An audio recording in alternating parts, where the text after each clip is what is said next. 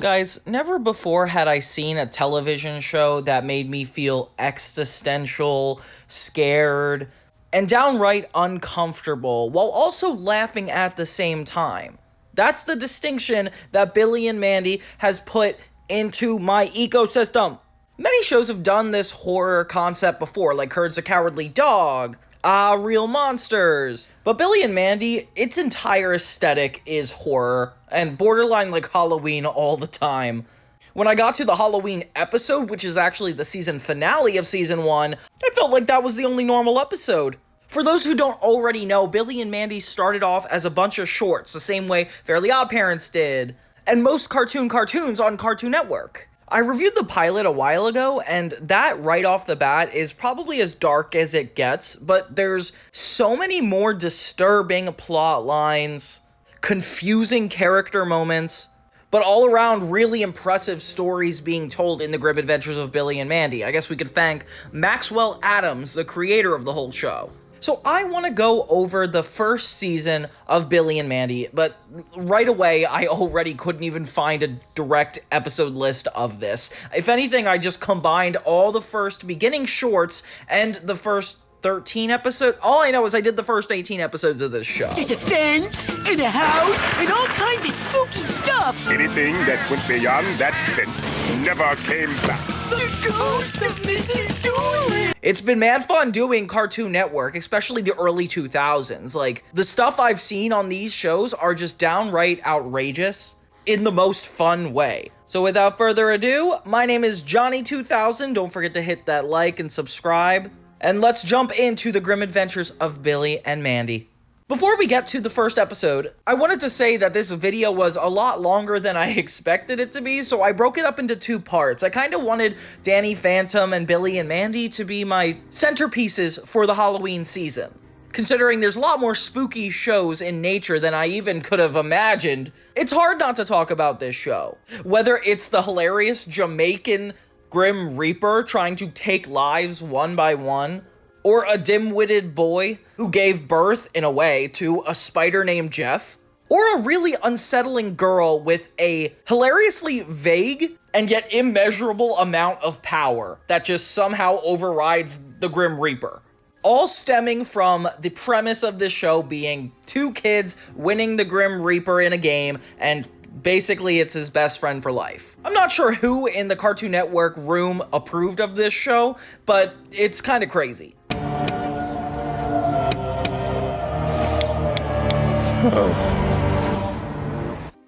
Whatever you do, don't look behind you.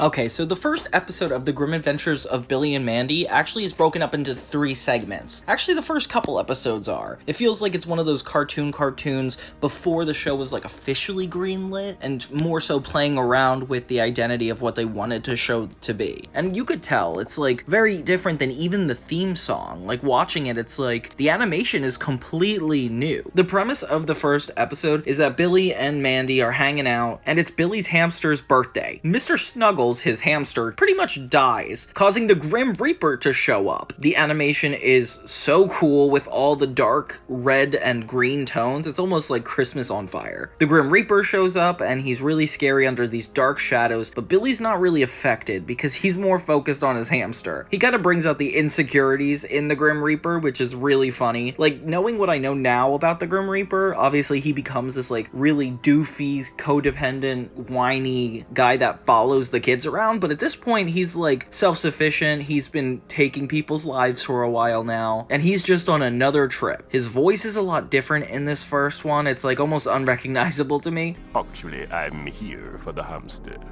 Oh boy, you brought presents for Mr. Snuggles.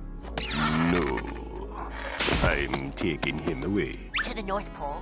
But they're like so open about death and are not afraid to talk about slitting throats and stuff, which is kinda crazy. I like that Grim doesn't take himself too seriously, like he shows the kids his bones, and then Mandy just acts like he's like nothing scary. It's almost like taking away his identity. She's so condescending, like making him sit down for a tea party and explaining that she is the one in control, which is kind of a baller move. Mandy essentially has the gall to argue with the Grim Reaper and be like, no, you're not gonna take our dead Snuggles. She challenges challenges him to a game, and if Grim wins the game, he can have Mr. Snuggles, but if they win, Grim has to be their best friend for life, which at first doesn't seem like a big deal, but then they go to the underworld, Grim's little portal world, which is definitely one of my favorite parts of this show. I feel like the creativity comes in with all this dark and depressing underground life that Grim lives. Ew, but the transition from the real world to the underworld is disgusting. Like, you see all their body parts, and I'm really not having it. The animation is really disturbingly graphic sometimes, but that's a trend that's not gonna end soon. It's a pretty basic game of Limbo, with only like skulls keeping it up, and apparently Grim has never lost. I love how in kids shows you always have this trope of like putting important things on the line for the sake of betting, or winning a game is the only way to decide something. It's interesting, it almost puts a stop to subtle discourse. And then he loses, has a mental breakdown, and Mandy is essentially like, you're indebted to us, which is insane. I didn't realize that these rules would be taken so seriously to a point where Grim is actually forced to stay with these children, these wacky kids, one with demonic control issues, Mandy, and one with overwhelming stupidity and doofiness, which is Billy. They end even splitting him up between the head and the body, with Mandy and Billy sharing him. It's a disturbing first segment, but it definitely sets us up for the show. You can't argue with that. The second segment's called Skeletons in the Water Closet, and this one's actually really fun because it's all about the mom, Billy's mom, seeing Grim in all these different places, and it's like the opposite of there's a monster under my bed. It's like the mom being like, there's a skeleton in your bed. It's a really funny way to introduce us to how the world views Grim. Like, a lot of people don't really have a big reaction to the fact he's the Grim Reaper except for the mom, and I feel like that's a recurring thing that happens on the show. Like, the mom is essentially like, why is nobody else scared about this situation? And even the dad is like not super helpful, but she just tries to keep it to herself and not have a mental breakdown, which is fair. That's like a lot of moms. Harold literally mentions that, why aren't you taking your medicine? Which is like, oh my gosh. My favorite part about all this is that Billy is not even trying to hide Grim.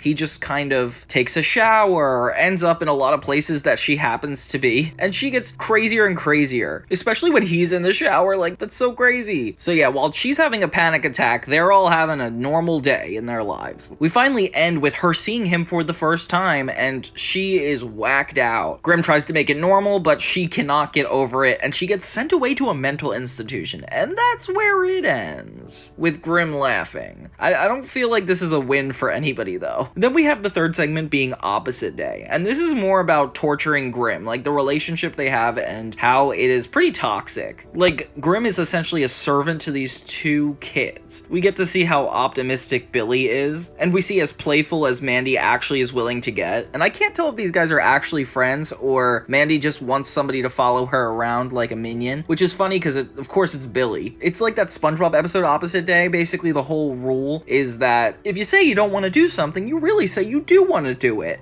And Mandy uses this against Grim constantly. Like, she manages to get him to do her chores, mow the lawn, all because he's like, I don't want to do these chores for you. And it's like, oh my gosh, Mandy is such a bully. And it's so funny that the Grim Reaper can't even stand up for himself. The animation is so playful. Like, I love him being whacked around by the lawnmower as he's trying to do the chores. And in the end, it's revealed that he didn't actually have to do any of this stuff. And since they said it was Opposite Day, it's actually the opposite. And I'm like, oh my gosh, guys. Then Grim has a really creepy dark fantasy about slitting their throats with his scythe. And then it turns out to just be pie, and he ends just acting like an idiot. Okay, weird first episode, but the characters are rich, and the situations and darkness of this show are kinda addicting to watch. Especially this earlier on, I thought it'd be a lot harder to watch, but it's actually a lot artsier. Like, it's a lot more playful with the colors, it's less fluid, it's more unpolished, I would say, but in a way that's really fun to watch. I want all of your Garmonbosia. For episode 2, we have another 3 segments, and we really dive into the fun and mishaps that actually can take place while being friends with the Grim Reaper. These are the parts I like because it's the part that makes the show unique from anything else. Like, the underworld, everything that goes to do with this existential crisis is what the grim adventures of Billy and Mandy represent. It almost reminds me of Rick and Morty a little bit, where it has some really dark intentions, but it's mainly a comedy trying to be funny. But they play with interesting ideas. And it looks like from the very beginning, beginning, they did that thing where they have a black void and Mandy comes out to talk to the audience, say one quick thing, and then it's like the show starts. I really like that so much. This one kind of skeeved me out a little bit though. It's like Billy kind of wants to know more about Grimm's powers, so Grimm gives him an example by overshadowing a cat, kind of like Danny Phantom would do. And this cat is so adorable. Milkshake is such a cute name for a cat, and it's so funny because Grimm overshadows him, he dances like the cat, and then in the end the cat just like wipes it off, like he's not even influenced by this. While Grimm and Billy are watching the TV, you can hear a line say, "You've been pregnant 4 times." It's like, what? How did they get away with that? So he gives Billy the ability to do this, or I can't really explain how this is possible. Billy tries to do it with his dad, but just ends up sitting on his face, which is kind of gross. And then he ends up going into Mandy, which is so funny watching Mandy with just like slightly dilated pupils. He goes into Mandy's daily life, so we get a glimpse of her parents for the first time, and then she's acting really wacky like Billy, which is so funny.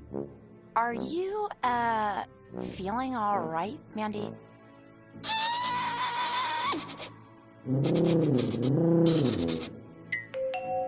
Even kisses her mom on the lips. Like, why did that need to happen, Billy? My favorite montage is when Billy's trying to decide to go into the men or women's bathroom, which is so crazy. The sound effects in this are actually pretty impressive.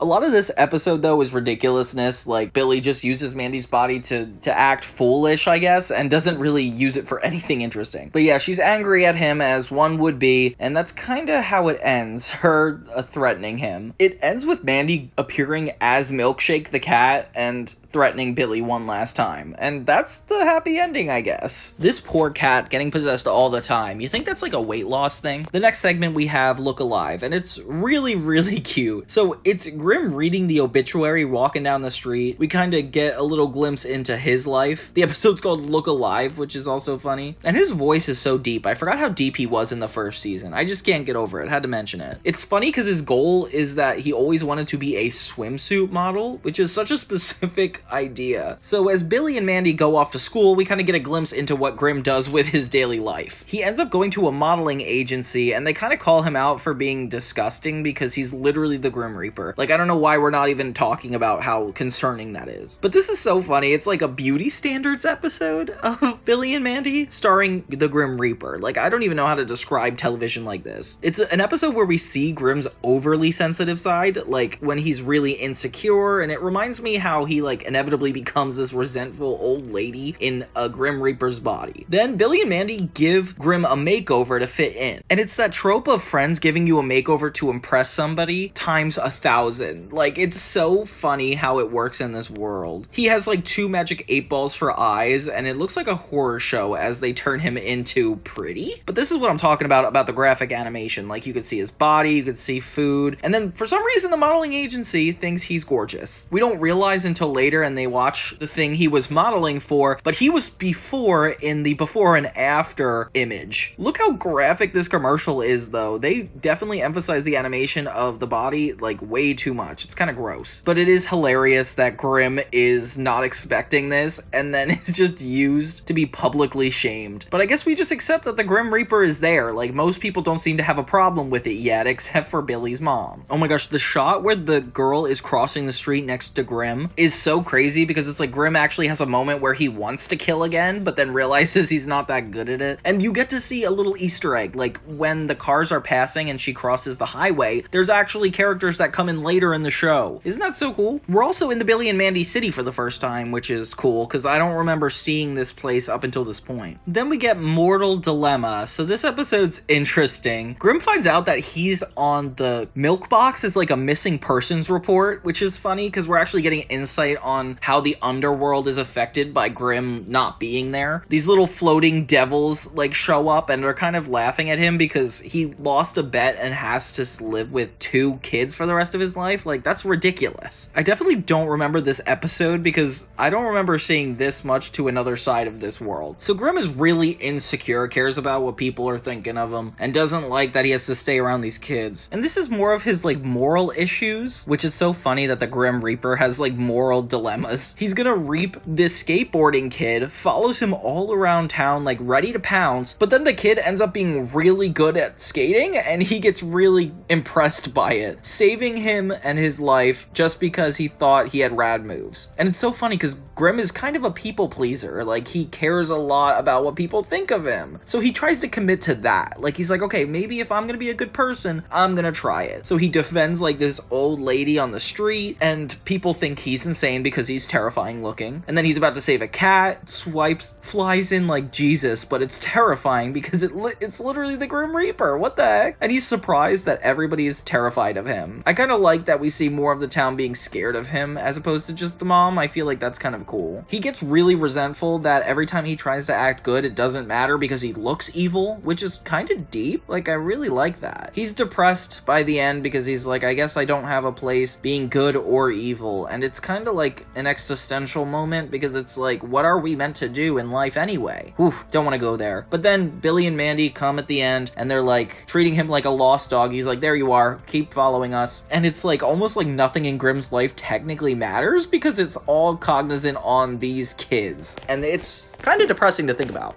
If you are what you eat, I could be you by morning.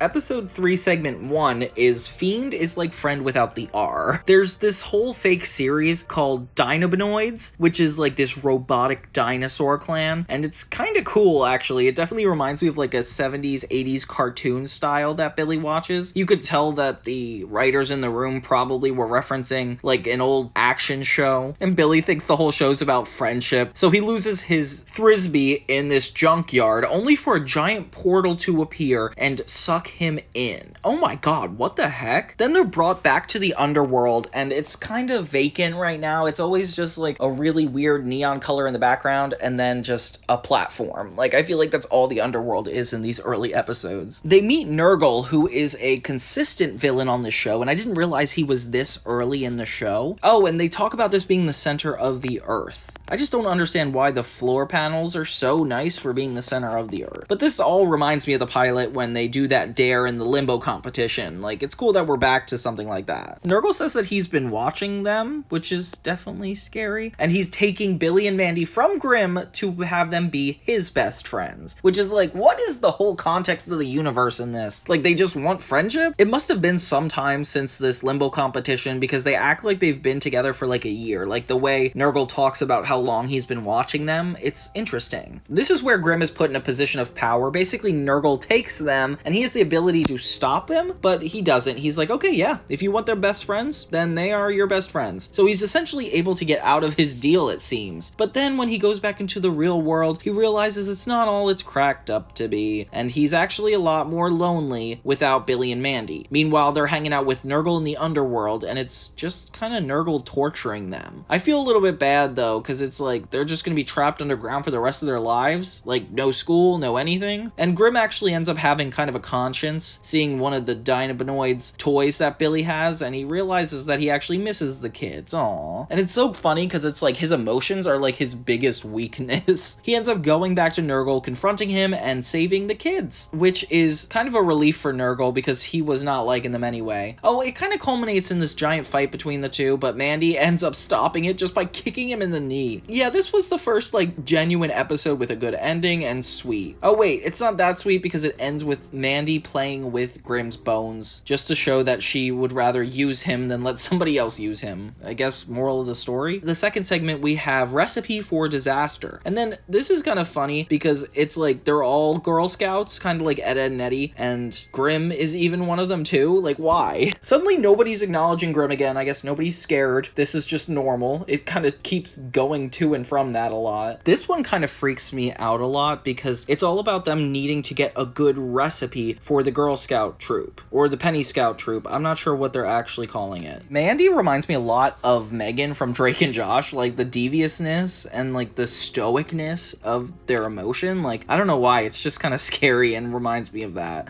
This is obviously a little bit darker than that could ever be though. though. While people aren't scared of Grim, they definitely think he's ugly and like to remind him of that. Like, he's walking bare feet with these kids and they're not even scared. I don't get it. Billy ends up eating all the supply that they're supposed to sell, and then Grim is the one to have a solution to it. He actually uses a recipe that's like this underworld scary thing, and these little devils help him work for it. And I like that these guys are here to like be his level of consciousness. Like, maybe we get a little insight into Grim's moral dilemmas when we see these little devils. I kind of forgot about that in my first watch of it when I was a kid, but I really like them being a part of it. So Mandy watches Billy eat one of Grim's cookies, thinks he dies, and is like scared for a moment, but then it's like, oh, okay, they're actually kind of amazing. Next thing you know, everybody in town is eating Grim's cookies, so he has to make more and more. Kind of like that Foster's Home for Imaginary Friends episode where they're selling cookies on the street. That's what it kind of reminds me of. It's like that with the Girl Scout trope from Ed, Edd n Eddy, and then when people get addicted to the cookies, it's like Jimmy Neutron when he creates that candy that everybody is like non-resistant to. Wait, which is called the Person Scouts. That's so funny. I can't believe I forgot to mention that. They have like this award show as if they're getting an Emmy for TV or whatever, and then they win the award. Nobody acknowledging that he's the Grim Reaper, I guess. Grim makes an announcement that this whole recipe is because of his mother, or grandmother, I forget which one it is. And she's disgusting and admits that the cookies are her own recipe and that they're made of bugs. And everybody like has a moment where they're like, we've been eating bugs. But then they're like, oh, actually, who cares? I like bugs if they're that good. And that's where the episode ends. Isn't that kind of stupid? Isn't that kind of ridiculous? I can't believe that's like just how the thing ends. Like, come on. Then we have a dumb wish, and we get some more underworld magic. Billy, Mandy, and Grim are just hanging out at home one day when Billy finds a chest that belongs to Grim. Inside of it is a lamp that grants wishes, but it's like a physical lamp. It's not like that genie lamp, which is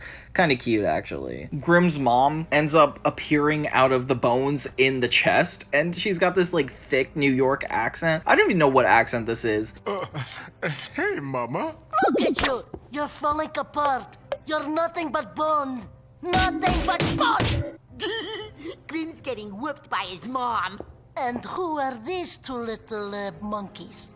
But yeah, it turns out Grim's a mama's boy, and everything he's doing is getting criticized by her, which is so funny, because it's all these supernatural incidents. Like, Billy wants to wish for a volcano, or Mandy wants to wish for, I don't even know, this is just crazy. It's a bunch of wishes going haywire, and Grim's mom critiquing him as it's happening, which is fair. Like, Mandy literally uses him as a table at one point. Like, what is Grim doing with his life? It ends by Mandy saying she wishes everybody would go away, and then everybody does. They disappear off the earth. We get a moment where Mandy looks around, actually looks sad for a moment, but then she goes in the house, turns on the TV, and is happy. Whoa. Yeah, the show gets really dark really quickly. Avert your eyes. The next episode is called Grim or Gregory. So I actually did a retrospective on the Halloween episode of Billy and Mandy, which is really funny that there's another Halloween one. But you could argue that this entire show is Halloween themed. So everybody's going out trick-or-treating. We get a little glimpse into one of the black and white soap operas Grim watches, which is kind of funny. Billy pops in dressed as a mummy, scaring Grim to death, ironically. And then he falls for this Elvira-like actress on TV. It's kind of in the style of Dracula. That's why he's attracted to her. I think it's so funny that, of course, you have to have the Grim Reaper attracted to somebody as dark and mischievous as, like, a mythical creature, you know? So they all go trick-or-treating. Of course, Grim resents all of this because he doesn't even want to be their friend. And the town is just as creepy at night as it is in the daytime. Grim thinks that he sees Elvira, but it's just somebody dressed as Elvira. And it starts this whole accidental swap. So this woman with her son named Gregory went trick-or-treating, and the kids dressed up as the Grim Reaper. This woman and then Billy mistake both Grim Reapers, and they parent trap them by accident. Billy takes home the scared little sensitive kid, and Grim goes home with the mother. Grim has like the time of his life being bathed and taken care of as a mommy's boy would be, and I feel like Grim would definitely fit that profile. While poor crying kid Gregory has to deal with Billy insisting that Gregory is Grim, like they do a candy trade, and Mandy knows the whole time that this could not possibly be him. What makes you so sure that's Grim?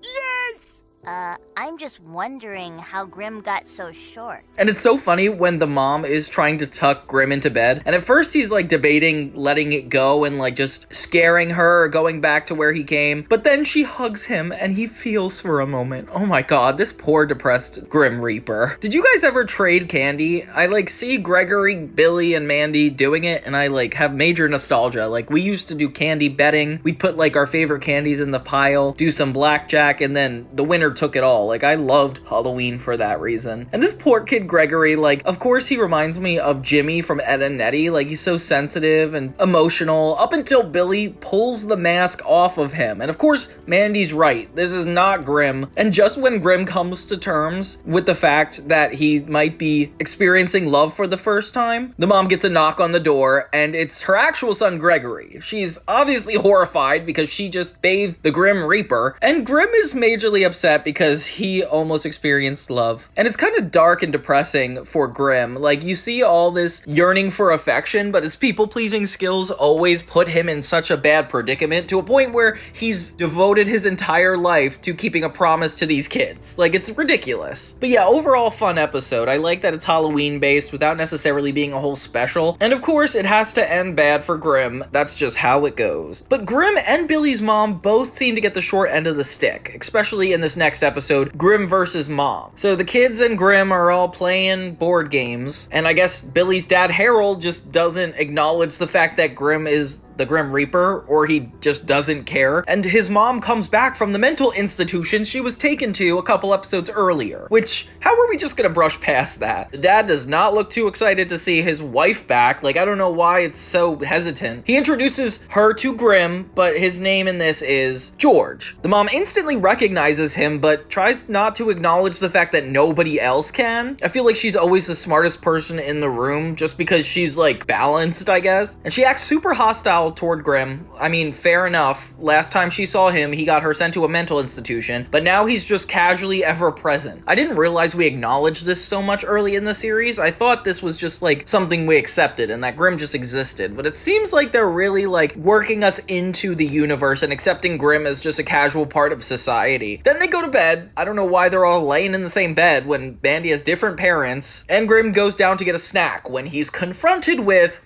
Billy's mom, and she is hungry for revenge. And then Grim gets really scary again, pretty much threatening to murder her, and the cinematography is so good. With both of them in a little bit of an action sequence, they duel in the kitchen, up until Billy's mom knocks him into a million pieces. She takes this as a victory, and Billy and Mandy are just like, what did you do to my friend? And it ends with them playing with his bones like a board game. I don't understand what the message of that one was. But it's so funny, we got a follow-up to the episode before, like they're like trying to keep chronological order, which I kind of respect. So far, I feel the most bad for the adults. Like, Grim has lived this really depressing, people-pleasing life, and then Billy's mom is just trying to have a normal family, but her son's friend just happens to be the Grim Reaper, not a usual problem somebody would have. And this is where it starts giving me Rick and Morty vibes. Like, the whole relationship in Rick and Morty is the uncle is the scientist, and then the mom is kind of the overbearing one that tries to keep him in line. And I get a little bit of that dynamic with Grim and Billy's mom, except for Billy's mom is a lot more aggressive and unforgiving, I would say. The next episode is called Tastes Like Chicken, and it makes me so uncomfortable to look at the title card for it. Billy's calling Irwin. It's the first appearance we get of Irwin, and it's so funny because even though Irwin's a nerd, he's still too cool for Billy. Like, he's trying to avoid his phone calls because he's too embarrassed. I feel like the two actually have a better friendship later, but this is just funny. Billy notices that none of his family or friends are around, despite the fact they're just really avoiding him, and thinks that Grim actually murdered all of them, which is fair. He's literally the Grim Reaper. This little devil guy keeps showing up and serving Grim, which I like. I like this little tag team to the underworld. And we get an unnecessarily graphic montage of Grim slicing off Billy's friends and family's heads. I don't know why these guys like to show us this nightmare fuel of Grim attacking the town, like, casually. Like, this is not even a Halloween show. This is just a grounded, regular Cartoon Network show. Like, what is all of this influence on Halloween? With Billy still not able to find an answer as to why nobody's around, Mandy comes by and burps really loud, and that's enough for him to assume that Mandy ate everybody in town. Grimm entertains this for some reason, and they both kind of spy on her to see what she's up to. Mandy carries around this box, and they definitely think that there's like a severed head or something in there. And I'm not surprised, because Mandy literally leads them into this full-on seance in the backyard. People in tiki masks, it's like a whole ritual. And then, surprise, surprise, it ends up being a birthday cake, and this whole thing ends up being a surprise birthday. What the heck? How in the world would they do something like that? Oh well, I guess this is the first happy ending we've got. And it's funny for them to think so low of Mandy that she's eating people in town. And it's just such a classic cartoon episode, this one. It's like more so comedic relief than it is leaning into this underworld thing.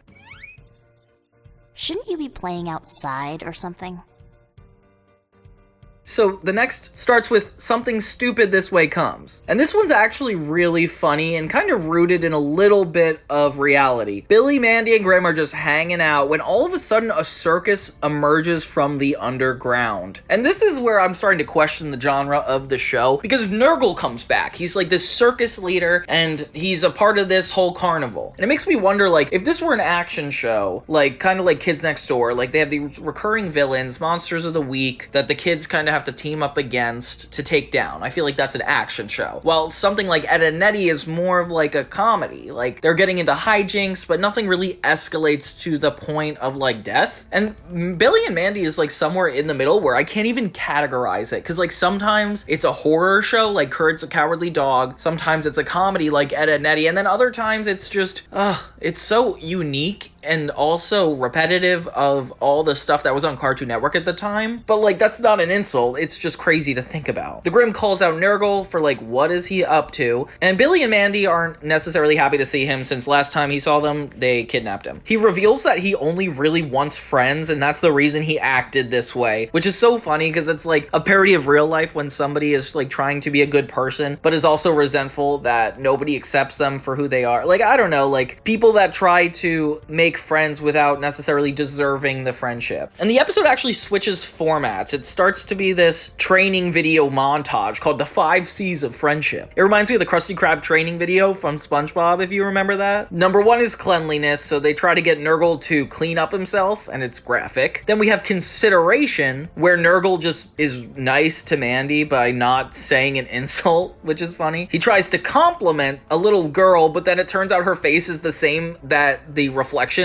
shows. I feel like it's funny that this guy's from the underworld and there's so much more horror to see in the real world. It's kind of astounding. Number 4 is conversation, and this is just a comedy bit. It's like him on a roller coaster opening up, essentially like trauma dumping on some random kid, and it's just so random. And then number 5 is sharing, which I wish they spelled with a C, because sharing is with an S, not the 5 C's. And he rips up this doll and shares it with a little girl. Obviously, he's not really meant out to be a friend, and very annoyed that nobody wants to be his friend. It feels like everybody in the underworld is just emotionally underdeveloped and they really want to be a part of life. And this is the crazy part. So it's just Nurgle zapping everybody to automatically have them be his friend, and the message is you can't force people to be your friend, except for the fact it ends that he does just that and it's over. So yeah, this entire episode is definitely a horror show. I like that it starts out with a message, but that ends up kind of flipping it on its head. Like, a lot of Cartoon Network shows do something like this, like break the structure, but at least these guys are owning it and they kind of work it to their advantage. Then we have a Grimm surprise. This one's not super complex. Basically, Billy is trying to start a surprise party for Mandy's birthday, and Grimm at first doesn't really want to be involved. Billy convinces him with literally just the guilt trip, and it's so funny that these kids are just like that manipulative. Ew, but some of these fantasies of like his earwax and stuff, like it gets so graphic to a point I hate it. So Grimm basically gives in, and they're trying to create a cake. I would do this when I was little. I would make like fake cooking shows and just throw dirt and stuff together because I thought it was hilarious. And that's what Billy kind of does here. Him and Grimm make a really disgusting cake, even putting Grimm's robe into it. And Mandy even like sees what they're doing. He uses this as an excuse, saying they're just playing a game, and it works. They're running through the hallways, and there's a lot of funny cartoon moments where they're like getting up and running away from her, hiding from Mandy. It's funny. They finally set up the birthday party. Billy compliments Grimm, and it means a lot to him, which just shows how deprived this guy is. They have a little Grinch reference where his heart grew 3 sizes that day. And then we finally get like a nice little third act closer where they're celebrating Mandy's birthday. But twist, turns out her birthday's not till 5 months from now. So Grimm is like really annoyed and almost feels stupid for like emotionally opening up to him. He ends the episode crying. Dang, a lot of these end in like really depressing ways. Like if not one thing, it's another. And I like how there's another birthday surprise episode. Like wasn't that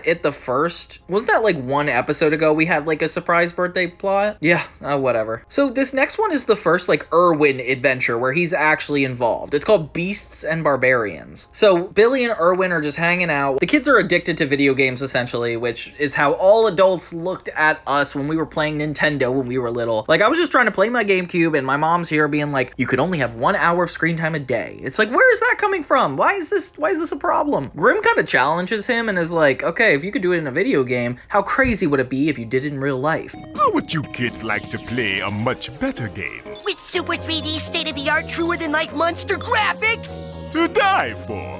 He opens up a portal to the underworld, and we finally get the most intricate set of what the underworld looks like. Like, it's not just an empty void with checkered floor tiles. It's actually a giant castle. And of course, Irwin is just like forced to go along with this. Like, if I were him, I would be traumatized. It's got this overall wizard-like theme where it's them traveling throughout the castle and like living out their video games. And Billy just has like so much confidence when he believes in something. Like, whether it's true or not, he just committed to it. Grimm runs to the control room and the man working there immediately recognizes him because, you know, Grim Reaper, and he's trying to get Billy and Arwen really scared. Like, he wants to convince them this is way better than some video game. But then he turns it into a video game. It nearly drops Arwen into the bottom of a dark pit and Mandy also into the bottom of a dark pit. But then there's like this little Lord of the Rings parody where there's a man that's like talking about something precious, which I don't know if you guys saw that movie, but that's like the Gollum in that. I just like how Mandy isn't fazed by him at all. Like, this is terrifying, this situation. And head all over.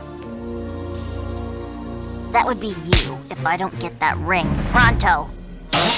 I mean, until this giant Cyclops destroys the control room and Grimm finds everything out of hand. He quickly opens up a portal, lets the 3 escape, and that's kind of the end of it, with some of the evil monsters coming back to play poker at their house. Oh wait, and they forgot Arwen, and that's the end. Okay, I'm glad it ended bad, because that was almost a good episode. Just kidding. All of them are interesting, you know? Sometimes you drink the milk, sometimes the milk drinks you.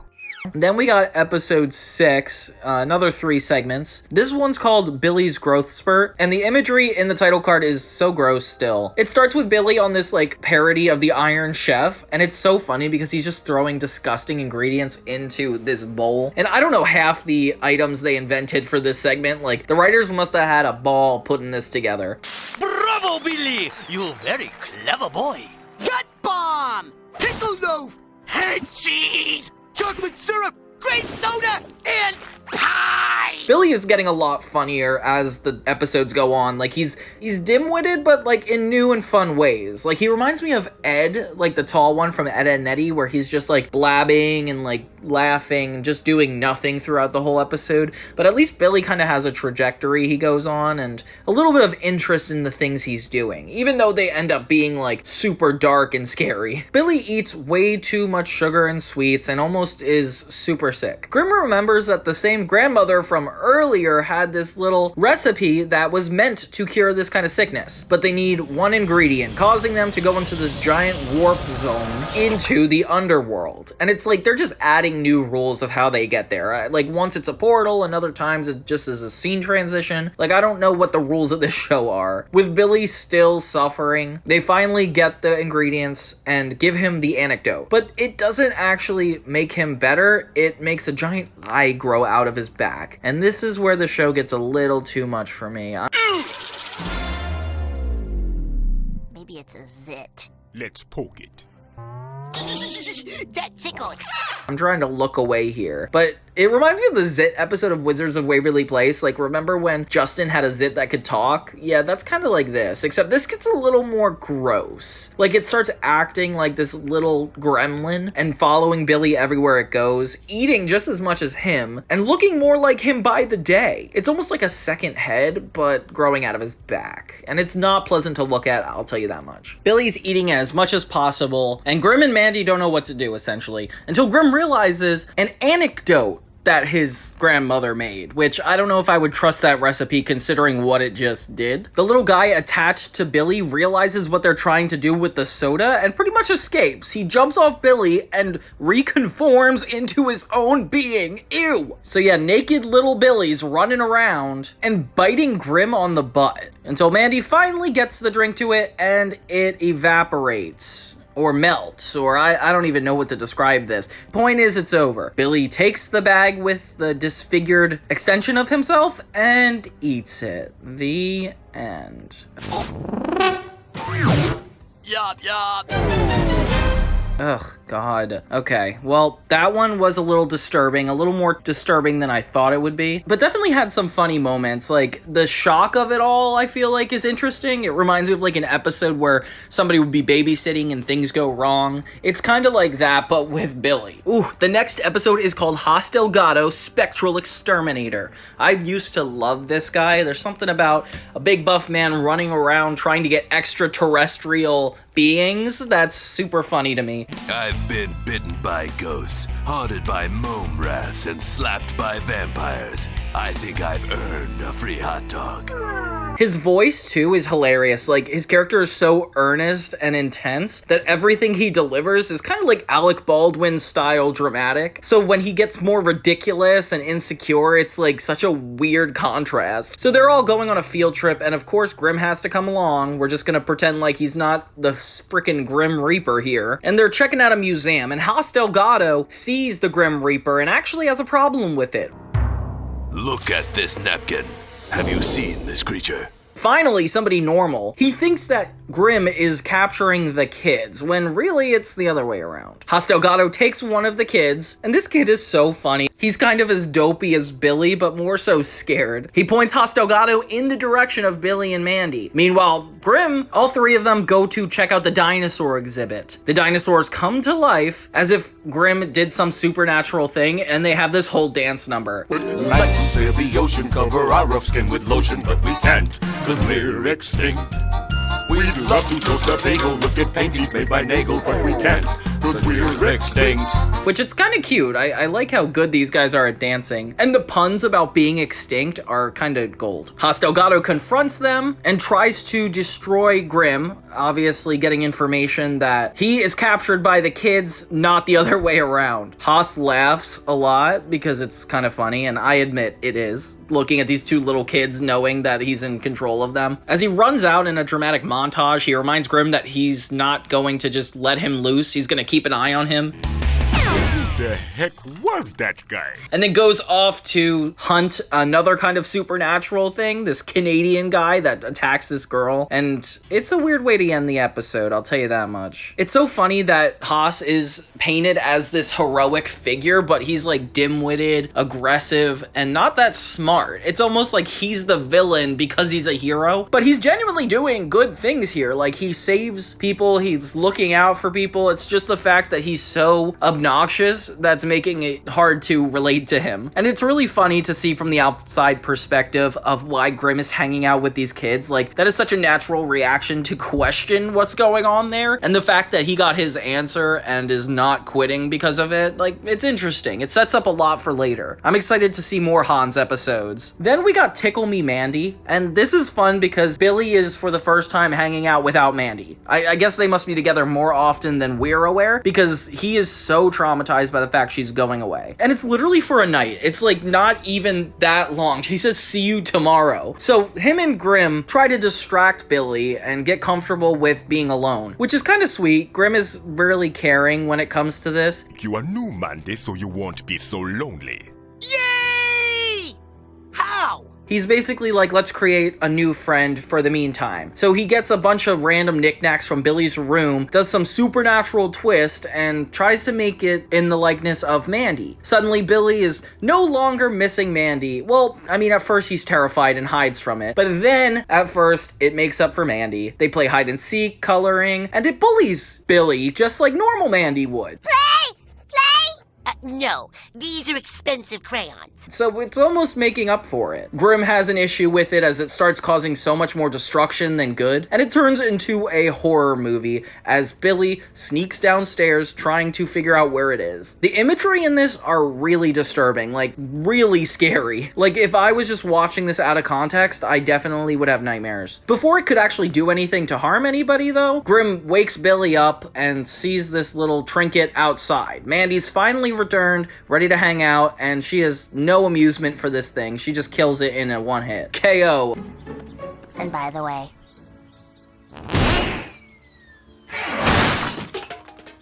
I'm Mandy.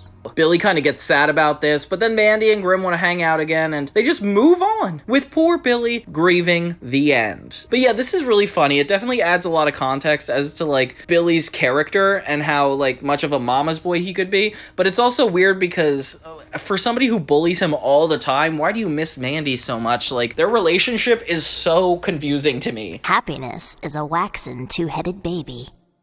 Okay, so for the next episode, we have Billy and the Bully. I think it's episode 7. Okay, so for the first time, we're at Billy and Mandy's school. It's season 1, and I guess we're still getting introduced to the places. Introduced is not a word, though. Okay, Spurg the Bully is in it for the first time, which is a really funny character. I remember him coming in a lot in the later half of the series, but it's cool that he got introduced this early on. So basically, Billy is getting bullied by Spurg, and him and Arwen are both suffering pretty bad. Mandy kind of makes fun of him, and the only thing he can do to defend himself is hold his breath. Well, I think you deserve that, Billy. That's just gonna happen. So Grimm's advice to getting bullied is that sticks and stones may break your bones, but words will never hurt you, which we've all heard growing up, I'm sure. And it's funny that we're hearing this from the literal Grim Reaper, like the underworld advice, I guess. But it's funny because he doesn't go to his actual parents, he goes to Grimm for advice, which I find nuts. And Billy kind of tries to go in the next day with this mentality, seeing Spurg right away, and he is terrified.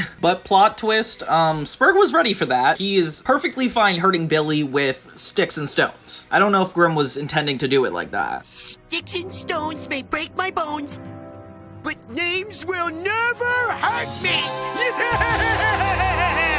Not a problem! Then it gets interesting when we think Grimm is going to stand up for Billy and actually help him out, but the bully actually overpowers Grimm, which is so funny. I don't know why Grimm has all these moments of insecurity and fear of other people when your role is to collect souls. And this is when we start to see Mandy's tough side. So Mandy is a lot stronger than the Grim Reaper when it comes to emotional tolerance, and she manages to scare Spurg away pretty easily. And Billy is basically like, how dare you, Mandy? That was so heartbreaking. And emotionally reacts to it like that. I like how Billy actually like goes to his house to console the bully, and it actually is kind of like a sweet ending unlike most Billy and Mandy episodes. So yeah, Billy ends up being Spurg's best friend, and they're having a good old time, and this is kind of how the episode ends.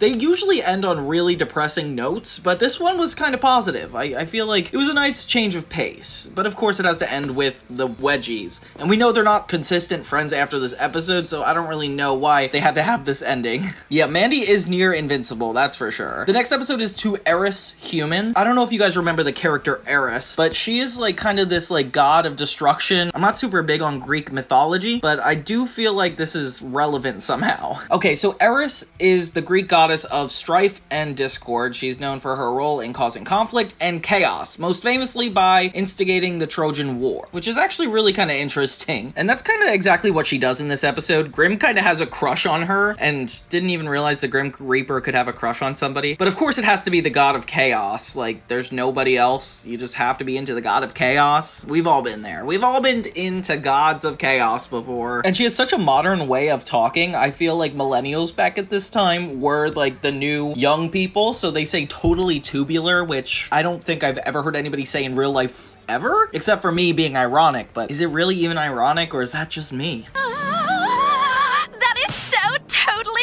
gnarly that you tricked old Grimmy into being your best friend forever!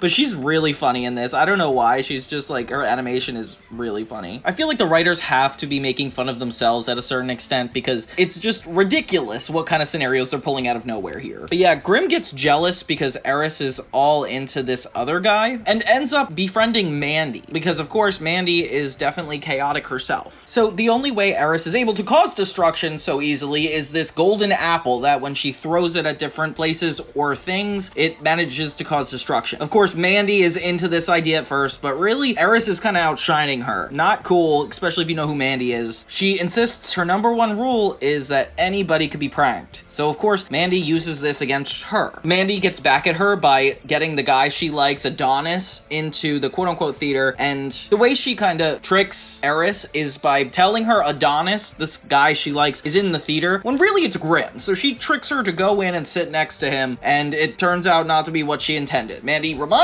her that anybody could be pranked, and that's kind of the moral of the episode, that Mandy is always right, I guess. And Grimm got a good kiss on the cheek, so I guess good for you, Grimm. This episode is really good at capturing the diverse world of darkness, I guess. There's some really evil and terrifying characters in this universe, and I feel like having a whole episode for Eris, just coming off of that whole episode with Haas Delgado, like, it's definitely a rich environment for these gruesome characters. And seeing how Mandy compares to her is really interesting because obviously they have a lot of similarities in common. Not the blondness, which is true, but just the fact that they both crave chaos, and that's insane to me. But yeah, I really did like this one. This was fun. This next one is what I would consider like the most stereotypical template version of what I think a Billy and Mandy episode is. Not that that's bad, but it's just exactly what I expected it to be. It's called Big Trouble in Billy's Basement. So in this one, Billy actually finds a book that Grimm says is off limits, of course, drawing into his curiosity, and he manages to, surprise, surprise, he manages to go into the basement, steal the book, and all this crazy stuff starts happening. I would say witchcraft? Kind of how I feel when I'm doing grocery shopping and I don't know what I'm getting. It's like mesmerizing like that. Like, that's how I feel. So Billy becomes evil because he's exposed to this demon, I guess, from Grimm's book, which he warned him. I don't know what to tell you, Billy. So Billy becomes like this really weird extraterrestrial floating Goku of sorts, and he actually could start talking a lot easier as opposed to the normal Billy noise he makes, and it kind of sounds a lot more like Billy's dad. But it's cool. It's nice seeing Billy in like a threatening setting, and exactly like this is the underworld affecting him in daily life, which is exactly what they go through in the Grim Adventures of Billy and Mandy. And this Billy is determined to get Grimm's scythe, which I find crazy. He does it pretty easily, and Grimm is just easily beaten up. Like, he is the target of everybody. I don't know why that's so funny to me. Maybe because he's supposed to be threatening and it just doesn't work out. Hello? Yeah. Come on over. Who are you calling? What are you up to now? Yeah, and this is when everything kind of goes haywire. Like, so far we haven't had the issues of the Grim Reaper affecting the world as much as we do, like, right here, right now. Like, the entire house Billy lives in starts going green, and they need to call in Haas Delgado to help defeat the supernatural, because Grim can't. I don't know why Grim is just, like, incapable of solving his own problems. And of course, Haas Delgado, every time he sees Grim, he has to beat him up, which, it's not fair. We all have those people in our lives, though, don't we? But yeah, the supernatural house can only be stopped by Haas Delgado. And it's so funny, they ask, like, if it's normal that his house looks like that, and of course it's not. This gives me, like, Monster House vibes, or, like, It. I'm not sure if you guys remember, like, they had, like, the haunted house that they went in, and this is, like, kind of a good parody of that. That was, like, a big thing in the 2000s, I feel, like, horror stuff where it was, like, possessing houses or places, and the fact that Billy is, like, the spectacle in the house is even more scary. He opens up a portal to the underworld, but this actually ends up being the thing that solves the problem altogether. Like, it's not a long episode in that we're fighting Haas and Billy. They learn quickly that if the book is thrown into this portal Billy created, it'll stop everything. So Billy ends up not letting it happen by eating the book. Okay. And then, of course, Mandy throws him in, meaning that it actually fixes everything. And it's funny because we're, like, actually worried if Billy's going to die because this show never has good endings, and we do get to see him pop back up. Wait for it. Wait for it. Wait for it. Wait for it. Wait for it. Wait for it. Wait for it. Wait for it. There we go. Welcome back, Billy. Yeah, and that's the resolve of the episode. Dance. Dance like you've never danced before. Okay, as if enough cartoons don't have this type of episode already, we got Battle of the Bands, Season 1, Episode 8. Okay, so it starts with Mandy criticizing Billy's dad for Billy's focus, and of course, he doesn't have focus either. Come on, Billy's dad. And Billy ends up wandering off into the garage of the neighbors, which is Spurg. Spurg has a band called Purple Filth, which I wish I had a band named Purple Filth. I think that would be a great name. He learns that they're prepping for a Battle of the Bands coming up. Spurg doesn't really want Billy to be a part of it, I mean, given the fact that his only instrument is armpit farting. So he actually wants Grimm to be a part of it, which is funny. I didn't realize this was the episode that people started acknowledging Grimm and letting him be like a part of their daily lives. We learned that Grimm is actually a super good guitarist, and he played Stairway to Heaven in high school, which is a really funny reference to think about. Like, the Grim Reaper played Stairway to Heaven. Like, that's crazy. That's not a coincidence. And he is absolutely shredding it on the guitar. I did used to play that Stairway to Heaven thing in high school.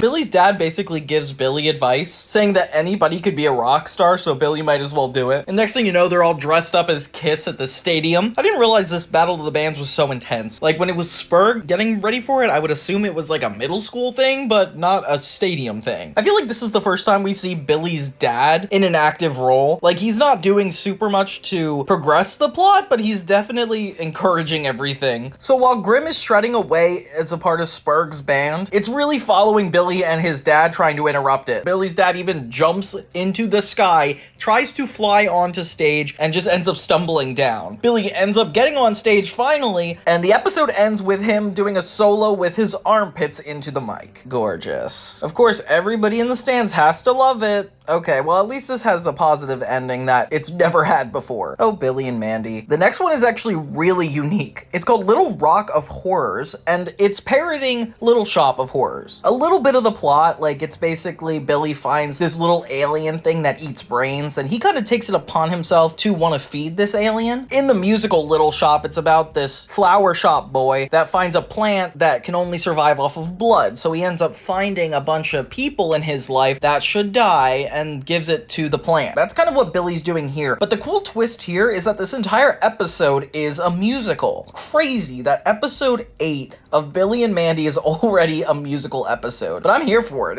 It's kind of good. The slime guy is singing about brains the whole time. And since Billy doesn't really have a brain himself, he follows its orders and helps lead all of his friends and family to it. Billy ends up getting a lot of perks in return, which is kind of like the musical goes. But this is a lot more basic. It's just them in the graveyard getting one person at a time. I'm getting a little bit more grossed out by the graphics though. Like, I don't need to see juicy brains used in animation. I don't know why. It's just me. I don't like this darkness in the animation. It becomes like one big musical number, complete with cutaway gimmicks like frying the brains and even a sing-along lyric caption at the bottom of the screen. Oh my gosh. I was not expecting this. The dance number itself too is very disturbing, but at least that's in the style of Little Shop. Like, that is also a pretty dark show. Of course, Mandy comes out, the last one to even be involved, and I'm assuming it's gonna be her or Grimm who solves it, considering they're the only ones not really there yet. And Mandy approaches it and is a little scared at first, but then she's her usual confident self, not really worried about it. And this is where it kind of gets twisted. Like, it looks like they take over her, but it turns out Mandy's brain is so evil that it's able to overshadow the entire alien and become a Mandy alien, which is what? And that's where it ends. Okay. They really like to take us out of the episode in the middle of the worst conflict. I can't believe they keep doing this. So this one I consider to be a dream-like episode, not just because of the name. It's called Dream a Little Dream, but it's the third segment in episode 8, and essentially the plot is kind of a montage of different things going on. So Billy, Mandy, and Grimm have this really disgusting, horrible pizza that Billy's dad was gonna throw away, and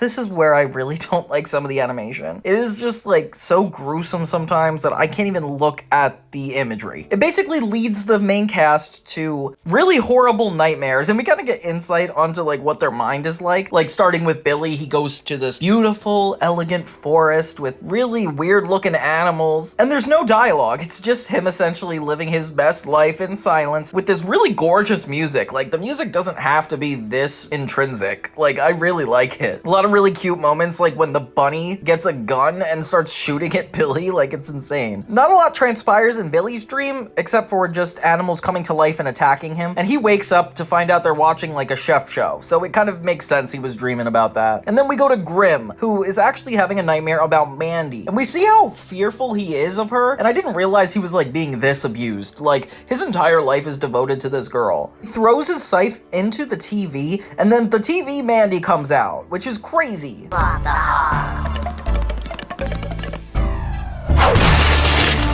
It's not clear at first that he's dreaming until this happens. Next thing you know, we get a checkerboard floor, and his nightmare is Mandy pulling off her head, making different Mandys, and marching toward him. I don't know why he's so scared of this little girl, but like, Grim needs to get a grip. Mandy's dream is a little bit more like Billy's in the fact that it's kind of silent, but it's more so her becoming a huge dictator in charge of all the underworld and all the evil beings around her. It's kind of beautiful how she manages to orchestrate all the bats in this dystopia to dance for her. Like, I don't know why she's just such an interesting character. The episode cuts away to Billy and Grim not being able to wake up. Mandy eats another piece of pizza, and that's where the episode ends. Okay. Yeah, I guess that was normal. Sometimes this show just takes us on a wild journey just into nowhere. Like, it's not character development. If anything had to translate to the next episode, it wouldn't even work because every ending is negative. I don't know, it's not really a bad thing, but it does scare me a little bit. We're back with a vengeance. So the next episode is number 9, Toadblatt's School of Sorcery. And this is like a full-on Harry Potter knockoff. I would more so say parody because it's more funny than anything else. So Billy and Mandy are supposed to be sent to summer camps, which neither of them want to go to. So they have Grim send them to Toadblatt's School of Sorcery instead. They meet the Dean Toadblatt, and he puts a squid on their head, kind of like that thing that tells you which Harry Potter house you're in. And yeah, it tells them to be a part of the Weaselthorpe house, the worst house on campus, while Toadblatt makes Grim the teacher of the Gunderstank house, which is crazy because like they admire Grim. He's like really cool to them. I don't even get it. For the first time we meet Nigel Planter. He's like this wizard that definitely is a parody of Harry Potter and a lot more egotistical than he would be though. He's getting ready for the House of Championship and the Gunderstank apparently always win. Mandy ends up making a plan that they should sabotage Gunderstank, which Nigel ends up taking credit for, like as if he's this like horrible kid. So she switches one of the potions with an invisibility potion in Grim's potion class. It's so funny to think that Grim would be a teacher though. He's got such like positive teacher vibes. I feel like that would work for him. But obviously he has an eternal commitment to Mandy, so he can't really do that. Billy and Mandy keep causing destruction to this whole place by like stealing the broomstick and actually releasing a dragon that destroys the castle as well. So these guys are essentially ruining the entire business. And Toadblatt just gets more and more angry, which I would too. You're destroying my school. And eventually, Weaselthorpe wins the house championship. Nigel claims the credit, and it really annoys Mandy. At the celebration party, Nigel attempts to kiss Mandy, which is nuts, and she tricks him into admitting that he cheated. And this kid tries to get his way out of it. Like, he is not even subtle about that. Tell me again how you sabotaged Gunderstank. Oh, well, I messed up that invisibility potion and then put a dragon in stupid old Dean Toadblatt's house. And I made out with his dog. Nigel Planter. And then a really dark ending, instead of getting finished and expelled from the school, Nigel is just sent to a battleground where everybody is able to attack him and pummel him, which is really depressing. I love how the ending is bad, but Billy and Mandy still end up winning. Like, that's a really dark ending. Oh, and I love the next episode so much. So this one's called Educating Grim, and Grim's bragging that he doesn't have to go to school like Billy and Mandy and ends up having to go anyway. He gets his own backpack, shows up to the class, and he's actually pretty positive about the experience. Mandy is definitely keeping him warned because she is not about to lose her best friend to anybody. And by best friend, I essentially mean slave because she makes Grim do anything she wants. And we meet Mindy for the first time, which is Mandy's rival. Get it? Mindy, Mandy. You change one letter and it's essentially the same name. Yeah, it's not really a joke, but it's at least something. Grim kind of plays like the naive new kid here, even though he's literally the Grim Reaper, and is immediately complimented when Mindy wants to be his friend. He actually takes it really seriously. It's so funny to see Grim's desire for acceptance. Like, it clearly gets in the way of everything he does in life, and he just like never learns his lesson. They indoctrinate Grim into Mindy's group. of the popular kids, which in this context is just wearing a really weird pink hat with smiley faces and a robe. Grimm fits in really well and actually learns the lingo within moments. Almost like Mindy doesn't even want him to be friends. She's just using him to make Mandy mad. Your best friend? You're my best friend ever. I miss Grimm.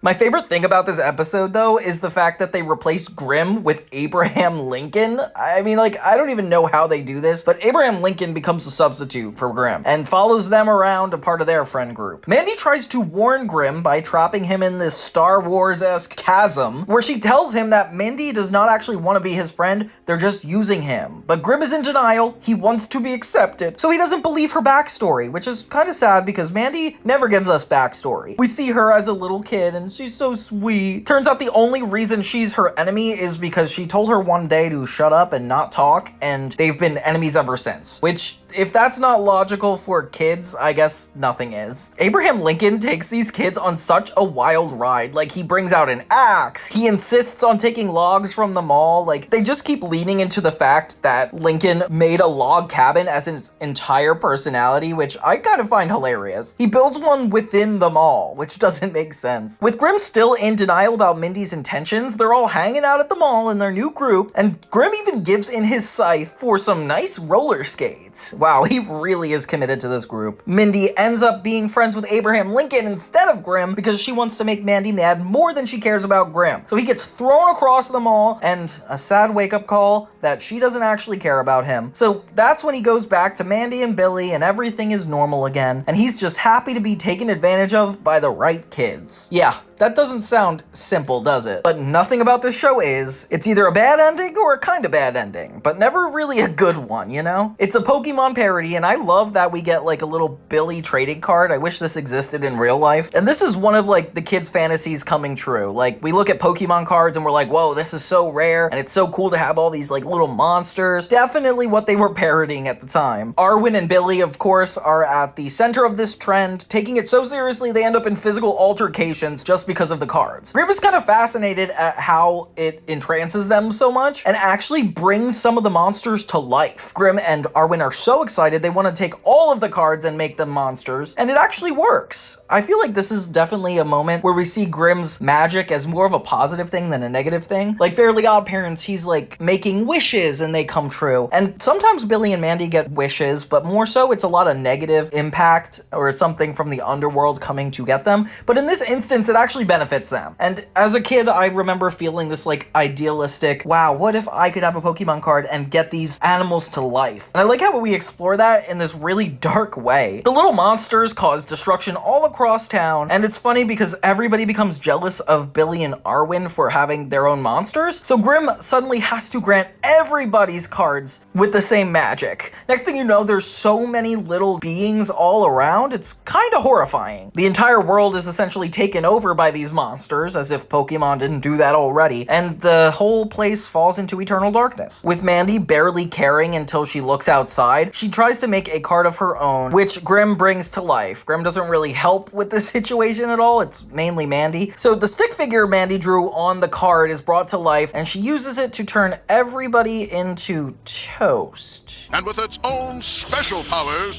turn those horrible monsters into toast, whereby hundreds of pigeons quickly devour it. And she turns out the light at the end. Oh gosh, this is like a terrifying one, especially when she's in bed with the thing she drew later. Like, it's disturbing. All around, like, Grimm Adventures of Billy and Mandy is not afraid to get wacky this early into the series. And it's like, you guys have a lot of guts to do all this. What are you looking at? The next episode is called Night of the Living Grimm, and it kind of balances a lot of horror themes really well. Like, there's always that, like, trope of imagining you could die if you were alive, or, like, seeing yourself as a zombie, or, like, losing your life. I don't know. It's kind of like that, but the opposite for Grimm. It's almost like a horror story that he turns into a real person. Billy's playing a video game where there's, like, toxic green slime that kills some of the characters, and then it appears appears in his living room with him. Mandy's a little suspicious, and we find out that the reason there's so much of this slimy stuff is because Grim is sick. I didn't realize the Grim Reaper could get sick, especially from humans, because apparently he got sick from Arwen, who was sticking his finger in his nose. Oh gosh. Mandy makes it up to Billy to clean up the mess, and when he goes downstairs, he doesn't see anything until the slime all comes together into a giant monster. He ends up sucking it dry with the vacuum, and Mandy is just trying to take care of Grim. Grim is taken to the doctor by Billy and Mandy in the underworld, and I love this world building of seeing what's going on down here. Like, it's horrifying. We get to see a lot of like stereotypical hospital antics going on, but this time under the lens of being in the underworld. Like, there's like a zombie doctor, a monster assistant, and he operates on Grim in such a dramatic way that you think he's about to die, which is kind of wacky. It ends up being worse. Post-surgery, Grim turns out to be a human, and everybody thinks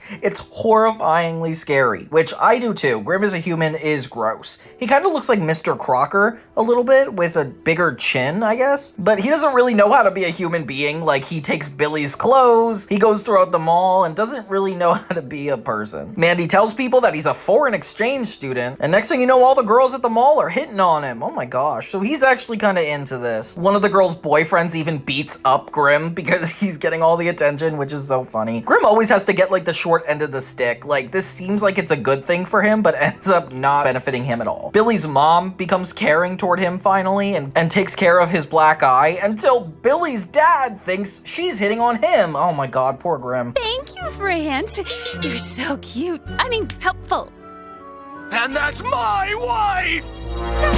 Harold smacks him, and he just like doesn't win anything in this episode until the slime monster comes back, eats him alive, and takes off all of his human skin. So Grim is back to being the old skeleton and bones he was before. So this one actually is a positive ending. I'm happy about that. And you know how these episodes are broken up into three, like 7 minutes, 7 minutes, and then 7 minutes? Well, the next two halves of this 3-part are actually a part 1 and 2. So a 14-minute episode? I don't know. The way they did this is kind of weird to me. It's called Brown Evil parts 1 and 2, and we're just gonna talk about it as if it's one. Billy's playing video games, as that's the only thing he ever does, and it looks like he has a GameCube because I can't imagine another system looking like this. Oh, it is! Look, it even says Lame Cube. Oh my gosh. They get a Hostel Gato video game? President Evil. Wow, wonder what that's parroting. So yeah, he's beating up a bunch of evil zombies in the game, and Mandy's a gamer girl too, so she's also doing that. In a similar way that when Billy turned evil with Grim's book, he borrows Grim's evil powder when he's out of salt. He's like, oh, this'll do. It's like, why are you going into your basement for ingredients, Billy? That's disgusting. Finds a voodoo doll of himself in Grim's safe, and I feel like we need to talk about that. He finishes his brownies with Grim's recipe, and they stink. Nobody really likes him except for Grim, who thinks they're like incredible. He's supposed to throw them out, but instead stashes them all in his head. The stench of these brownies end up going throughout the graveyards of Ensville, bringing zombies to life, only for them to show up at Billy's door. Okay, so it's a zombie raid episode. I was waiting for this. I feel like Supernatural episodes are always interesting when they have that zombie plot point, mainly because they do it all the same. It's a bunch of these slow-moving corpses that are trying to attack you, and you kind of have ample time to get away from them, but they're still scary. That's kind of what happens in this whole episode. You called?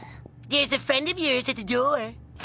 No, Billy. That's a zombie. Mandy volunteers Billy to go out and stop this whole thing because, you know, it kind of is his fault. So with confidence, he struts on out there and the door is locked behind him. Mandy and Grim watch from the confines of Billy's house in only shadow form, and I love the art in this. Like, this show is really good at depicting a really horror-esque town. It feels like it's like straight out of Goosebumps. With Billy surrounded and only a stick as his weapon, the episode cuts off right there and we're left to be continued. And then Billy even comments on it. He's like, am I gonna be okay? We get a whole new title card for part 2, and we leave off from where Billy was. The entire town is being ransacked by zombies, the news is reporting on it, and it's definitely horrifying. Like, everything that was dead starts to come alive. Even caribou, a bunch of little chickens, and it's disturbing. Billy's not really able to beat them on their own. Before Billy gets eaten, he's saved by Hostel Gato, the guy who saves everybody from the undead and supernatural. And this guy's really cool. I like that he comes in to save the day a lot. It's cool because it also mirrors Billy's video game when he was playing as Haas, and now suddenly everything has come to real life. They learn that the only reason these zombies are here and surrounding them is because Grim did not throw away the brownies. Oh, come on, Grim. He was too into eating them, and he stashes them in his skull, which, if I could do that, you bet I would. Whatever those zombies are after is in his head. Brownies.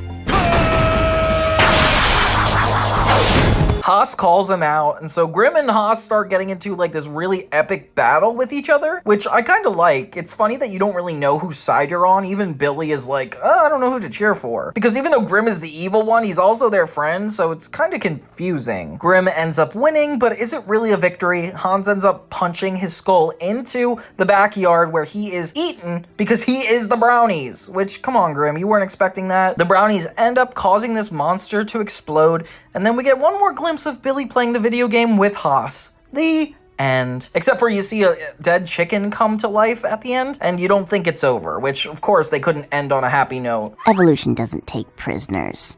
Whew. This next one is a time-traveling one. Season 1, Episode 11, Mandy the Merciless. So Grim shows the kids a crystal ball where they could look into their future. They see Ennsville and a bunch of years forward from now, and Mandy is the ruler of it. Surprised? I'm not. She takes on this form of like a giant slug-like creature that stands in the darkness, and then Grim and Billy are dressed up in dystopian wardrobe as they serve Mandy. There's something different about you.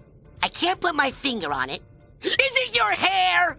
You didn't notice I'm now a hideous, disgusting, worm-like creature? Billy comes out of this little pod to show that like maybe he came from the past, but they're both kind of serving her. Turns out there's a lot of Billy clones, and this one isn't special. And this is really eerie. Like, I hate seeing this dark of a future and them not being concerned about the way it's going at all. Like, Mandy gives Billy a little bit of a tour. She lets Billy know that they have these cinnamon mines where that's actually the thing that keeps her alive. And if they had the opposite of cinnamon, which in this universe is frogs, she wouldn't be able to survive. But she doesn't want anybody to figure that out, so she tells Billy to keep his mouth quiet. Next thing you know, though, Billy finds a whole underground rebellion. Grim is a part of this rebellion, and it's Erwin, it's Billy's dad Harold, and Billy crashes the whole party. So in this dystopian future, everybody is trying to find a way to take down Mandy the Merciless. She is the major villain of this world. And I love how Arwen is the one spearheading getting rid of her. They're trying to figure out the opposite of Cinnamon to take Mandy down, and Billy gives him the insight that it's frogs. So right when we think that everybody's gonna save the day, they go in, try to use a frog against Mandy, but she reveals that she purposely misled Billy because she knew this would happen. So once again, Mandy has outsmarted everybody in the show to a point where she's even ruled the world. Oh my gosh. It takes us out right at the climactic moment with them breaking Grim into a bunch of little pieces. And then we see Mandy with the crystal ball and everybody else scared. Gosh, this is an intense first season episode, guys. So the next one we go to is Creating Chaos, and we get this golden apple back. It starts with Billy eating this disgusting bug off the floor. Ew, why do I have to watch this? Ugh, I just wanted to watch a retrospective about an old 2000s cartoon, and I'm watching a kid eat ants. It's disgusting, guys. Come on, animators. Mandy and Grim just come back from a fishing trip. Billy begs to go on a fishing trip with Grim and Mandy, and so they go out fishing. They end up running into Eris in this Greek-inspired chasm in the middle of the ocean, where she gives Billy this chaotic apple. Turns out she's specifically not allowed to use it, but she acknowledges that that doesn't count if it's somebody else. So she gives it to Billy, which is the worst idea I've ever heard. Like, Billy is more than just stupid. And it's an entire episode of Eris trying to use Billy to use this apple for her, but he's so much of a handful that she's essentially taking care of him and not able to get him to use the apple the way she wants him to. She gets increasingly frustrated, which I would too, and it's just getting funnier and funnier as it goes on. This goes on for quite some time until Eris has had enough and essentially wants to get away from Billy. Tornadoes, floods, baby leprechauns, you know. Come on, I don't have all day. And this becomes a common trope throughout the show where people are so angry and annoyed with Billy's stupidity that it almost traumatizes them and ends up going into crazy mode. And that's kind of how this episode ends. Eris runs away in fear and Billy and Mandy are like, what did you do? And that's just the end of it. The next episode is called A Really Odd Couple, kind of a parody of The Odd Couple, a TV sitcom. And this one is actually about a conflict between Billy and Mandy, which I don't think we had this much yet. Billy brings over this disgusting bag of an odor binder, and he says that, I don't even want to go over what's in it. And it ends up exploding in Mandy's house, essentially quarantining her. And she looks disgusting, like it destroys everything. This has gone too far for Mandy. We literally cut away to the next scene and Billy is crying because she kicked him out, which I would too, Billy. This is disgusting. Next thing you know, Mandy and her parents show up to Billy's house because their house is under quarantine. What did I tell you? So Mandy gets to live with Billy. This concept is really funny to me. Like, I love that they're like best friends, but they can't stand each other at the same time. Makes a situation like this just like intolerable. Billy's super optimistic about them hanging out together, and Mandy is upset. She separates the room with tape, which is kind of something they did on the Brady Bunch in the 80s, where they mark their territory. This leads to an argument between Billy and Mandy, and they fight like brother and sister. It's kind of cute, actually.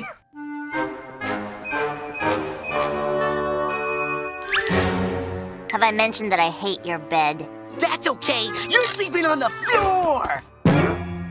I don't know how, but Mandy turns on the TV and only half of it goes on. Billy ends up disrespecting Mandy's boundaries and getting into a huge altercation that Grim has to go up and solve. Oh my gosh. I love how Grim is chilling with the parents. Like, they've just all accepted that he's here now and it's just a part of life. So Grim goes up and he's essentially the middleman in this argument. And seeing Billy and Mandy both argue at each other is really funny. They like fight over Grim. It's definitely a prelude to Keeper of the Reaper, one of my favorite episodes of Billy and Mandy. Grim essentially begs them to get along, and they're like, okay, fine, we will. With Grim leaving and thinking everything's okay, but the episode ends with Mandy cementing Billy into the wall. And that's just the way it ends, I guess. This show loves to take you on a destructive journey, that's for sure. Turn it up so you can hear the screaming.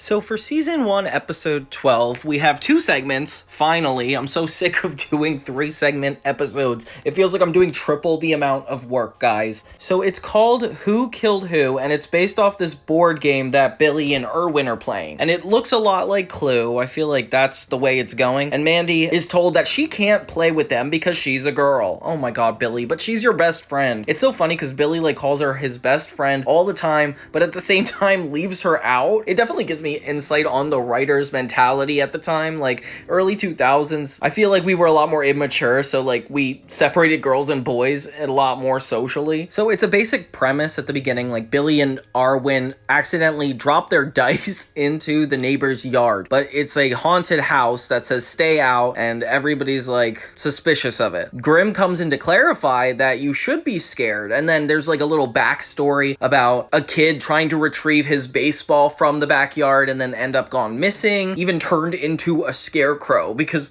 some lady is living in there that is really incognito. Mandy tries to call everybody out on the bluff, saying that like there's no such thing as ghosts and that there's no way one is in there, so she tries to disprove everybody by going in herself. Oh my gosh. And it's so funny because Mandy is like so confident, almost like nothing scares her. She raises her eyebrows a couple times in this sequence, but I just feel like she's not scared at all. And then she meets this woman that actually lives here. At first she's like this ghostly figure and Mandy just kind of stays there, I guess. And then they get along. Like the next scene it cuts to them and she's just a random old lady and Mandy is just her friend. Mandy gets insight into all the rumors they heard about the place, like the name of the tarantula. So then Mandy actually confronts the woman and is like, is any of this true? Like the things that go on in this house? Somebody told me a story that you fed the bones of some kid to your pet spider and that you're really a ghost. And then she points out that if Grim made this up, he's lying, and then she proceeds to show her pictures of Grim losing everything to her. Like, they're boxing and he loses, they had a staring contest and he loses, and she even took his dog, which is insane. But yeah, so he's probably just being a sore loser, and this woman seems to have Grim at her clutches. But she doesn't get mad until she finds out that Billy left Mandy out because she was a girl, and it makes her super furious, getting a darker tone to this whole thing. To win against a boy like Billy, all it takes is some girl power. And some girl powder. And then there's like this insane montage, like a fever dream of Mandy being the puppy and running away from Billy. And I'm like, geez, this is like psychologically challenging. It definitely is starting to remind me of like Rick and Morty. Like the things that people like about that show is the fact it's like metaphorical, it's deep, it has a little bit of existentialism mixed in with comedy. Like these shows are doing that just as well, if not better, because their subtlety is really good. The storytelling is really freaky. kooky, but it's treating us like we're like really smart readers, you know, kind of like a Stephen King book. But they draw in people like me who like comedies. Because this woman is still kooky, like she's a part of a really interesting story, but like she's still all about don't let people step on you. And she helps Mandy get back at Billy by causing a nightmare. He goes screaming out of the house, and then the episode ends with Mandy realizing that Grimm must have killed her, which is kind of terrifying. I feel like some of the episodes actually scare me too much. But the end kind of confused me. I feel like it's like, why did Grimm have to be a part of it still? Because like his character left halfway through the episode, and then it was just him in a single frame. Like, I don't know if we should be scared of Grimm. I'm not sure what the takeaway from this is. So the next segment on this half is called Tween Wolf, and in it, it's more like a best dog in show type episode. It stems from when Grimm is using this magic hat from the underworld that apparently has supernatural powers. It goes flying off the window into the streets only for Arwen to find it. Okay, weird start. Next thing you know, you just hear a bunch of growling noises, scary voices, and Billy is digging a hole in his yard. I'm pretty sure Arwen is possessed at this point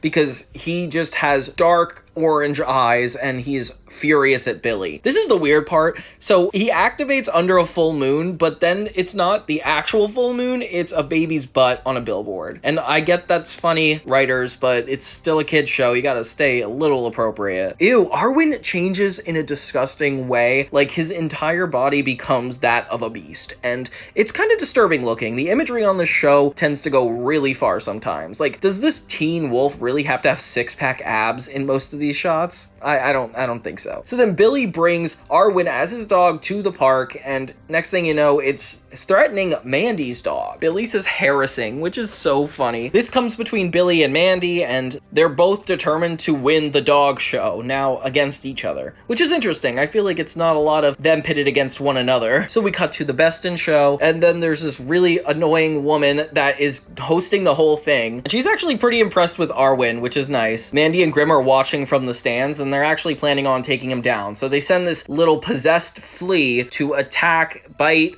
and turn Arwen back to normal. And then he doesn't even have any clothes on but his bow tie. How is his bow tie still attached to his body? Anyway, he embarrasses himself and loses the dog show. But we're celebrating because apparently it got in the newspaper, and then Arwen turns back into a wolf. The end. Not only that, a car hits him before the credits roll. You guys, this is sadistic, this show. Can you feel the love? So the next episode is 13, and part 1 is Grimm in Love. I don't know if you guys know who Elvira is, but it's like this character actress that did a bunch of movies, and it's more so about the fact that she's like a goth, fashionable vampire. You could correct me if I'm wrong on that. I just looked that up. In this episode, Grimm has a crush on this character and falls in love with her. It feels like it's just a montage of Grimm and this woman, and it's so funny. She runs to the top of the grave and does the Titanic pose, and it's kind of cute, I think. The fact that everything they do together is all about death and murder is ridiculous to me. And the joke in the diner of her pretending to die and Grimm knowing she's not actually dying and he looks like a jerk to everybody else. It's just so unnecessary. I feel like this is just a montage. What do you mean you can tell when someone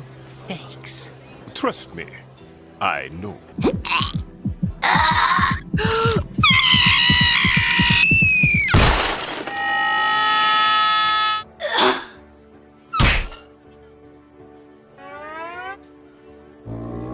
But good for Grimm. I feel like he's always been lonely on this show, so it's nice to see him have a moment with somebody else. I feel like a part of him associates this with freedom. He's like, oh, I don't have to be Mandy's friend anymore because I found love. Because when he goes back to them, Mandy's essentially like, oh no, you're not allowed to have a relationship. And she demands that he tells her he's not human, which is, I can't believe she didn't understand that immediately. He literally is a skeleton. Oh my gosh, I'm not sure if you guys seen Curb Your Enthusiasm, but Grimm would be awesome played by Larry David. I feel like that would be such a good role for him. So him and this girl go on a date, and he's supposed to tell her that he's not human, hoping that she'll still stay with him. He ends up not needing to tell her because they're called onto stage, do a little dance, and then they have a scare off. So then Grimm basically tells her that he's not human by horrifying her. She runs off, and that's how it ends. Gosh, I feel so bad. Sometimes when the ending is like this traumatic, it's kind of hard to laugh because it's a funny episode in nature, but it's also like, poor Grimm, this is so depressing. It seems like all these segments are about love because the next one is called Crushed, and it's about Arwen asking out Mandy, and she rejects him pretty quickly, and she is not even afraid of hurting anybody's feelings. Like, she just goes heartless, which is kind of funny because she has a crush on this new guy here. So Billy has a friend named Piff, and he's this like alternative rock tortured artist type, and I guess that's what they want her to be into.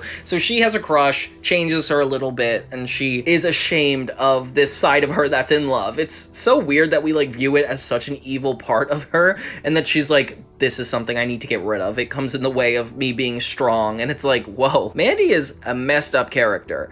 She goes to the nurse, and the nurse thinks she should be happy about this because she's in love, and I'm like, dang, did adults really, like, convince us that love was everything and that we should just form relationships? I don't remember, honestly. Mandy, little pumpkin, you're in love!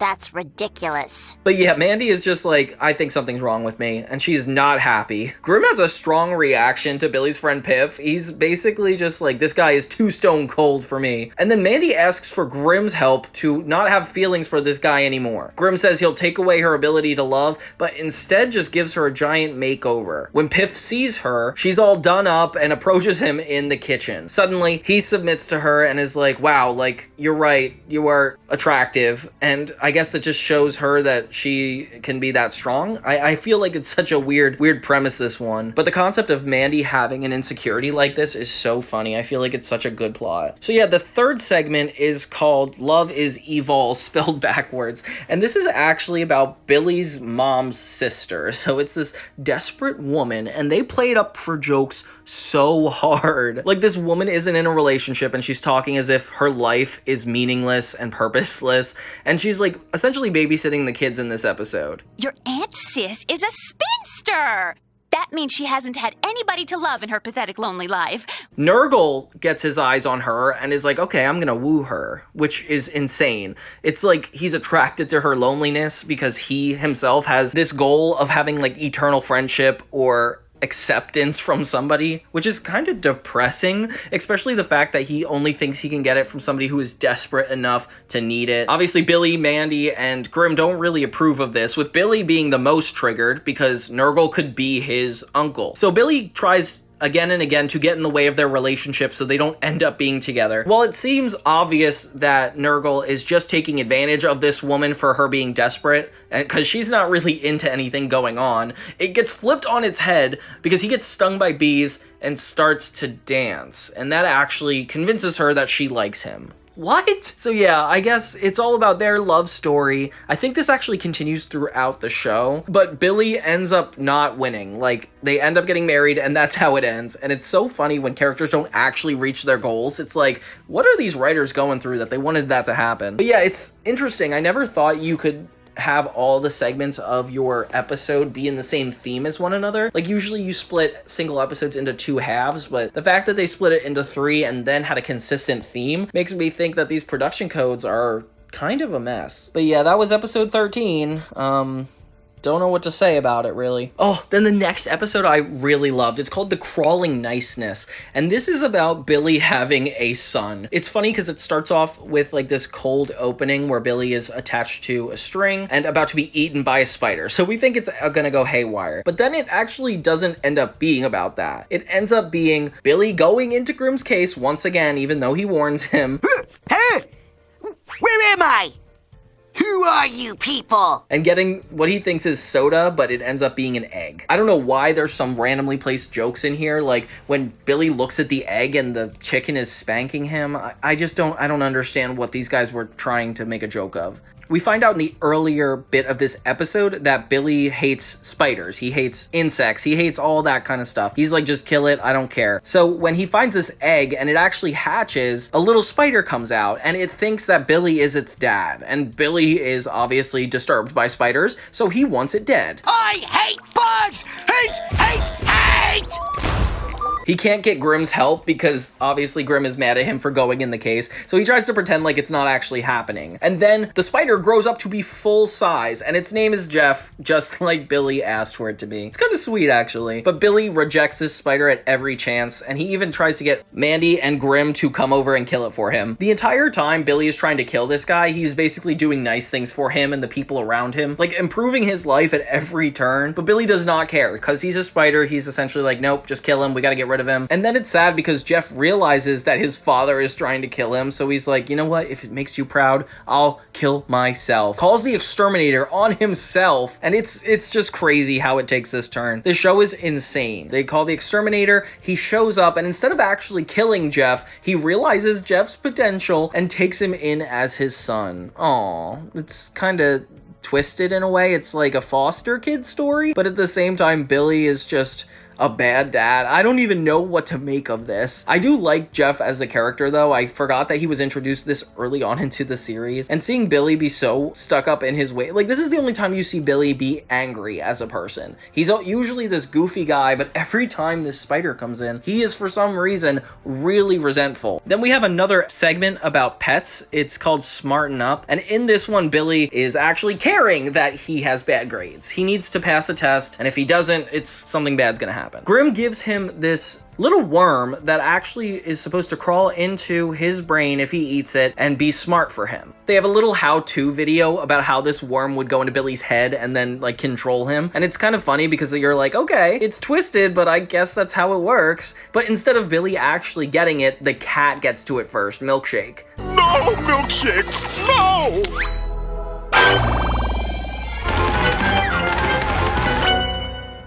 Hey, what gives? Milkshake is a little pink cat, and he is so funny. Especially when this worm gets into his head, he becomes a genius and kind of obnoxious. With Billy thinking they're gonna be like best friends, the cat ends up just not being cool with him because of how stupid he is. And it kind of is sad. Like, imagine being rejected by your cat. I think about that every day. I have 2 cats at home, and I love them so much. And the idea that if they came to life and became smart, that they would realize I'm stupid and not be friends with me really scares me. That sounds like a nightmare. The cat ends up helping Billy study, but he gets really fed up with him. So they're sitting on the couch and Milkshake comes back just normal. I guess the whole thing was resolved without the characters needing to do anything. Grimm explains that it probably just went out in the cat's poop. And it's confirmed when Mandy's dog comes in and is a genius. So, ew. It implies that he ate that. But I'm gonna move on from that. We don't really need to get into this. The third segment I'm really excited about. It's called The Grimm Show, and it's not what I expected. So one of Grimm's favorite shows has just gotten canceled, and apparently the studio is right across the street. It's got another Elvira-like character to just show, I guess that's Grimm's type. And so he goes there and there's a whole show business going on. Grimm confronts the guy who canceled the show, and then he takes his life. Okay, I think this is the first time I've seen Grimm actually exercise his ability to take people's lives. Like, usually it's just some supernatural thing that allows him to do something, but now in this, he's doing his normal Grimm powers. You know the craziest part, though? This entire thing is being filmed live because Billy and Mandy can see it from their TV. They watch Grimm kill this guy on live television. Then he brings all of his friends from the underworld, and it's this whole parody of late night television where he has a supernatural substitute for everything it would take to do a full production. We don't really get to see the show pan out. We just see a montage of them acting like they're doing the show. Grimm becomes a diva with Mandy approaching him in his dressing room, and I love seeing Diva Grimm.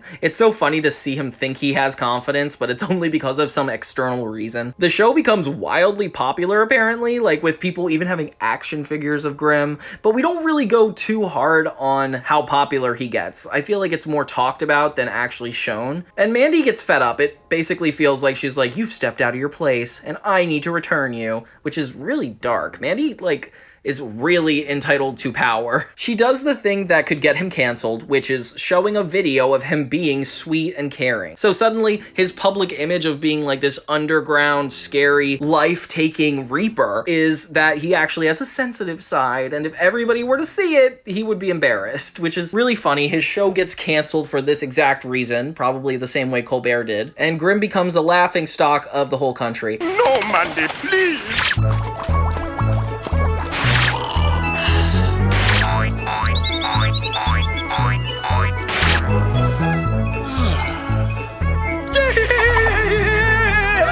It ends with Billy and Mandy sitting on his guest's chair, and it ends with him just being depressed that it didn't work out. But I really like this episode. I just wish we saw a lot more of Grimm's actual show, like how he presented himself on camera, because it was always a montage in this, and I really wanted to see it. But overall, this was a fun watch. Do what thou wilt shall be the whole of the law.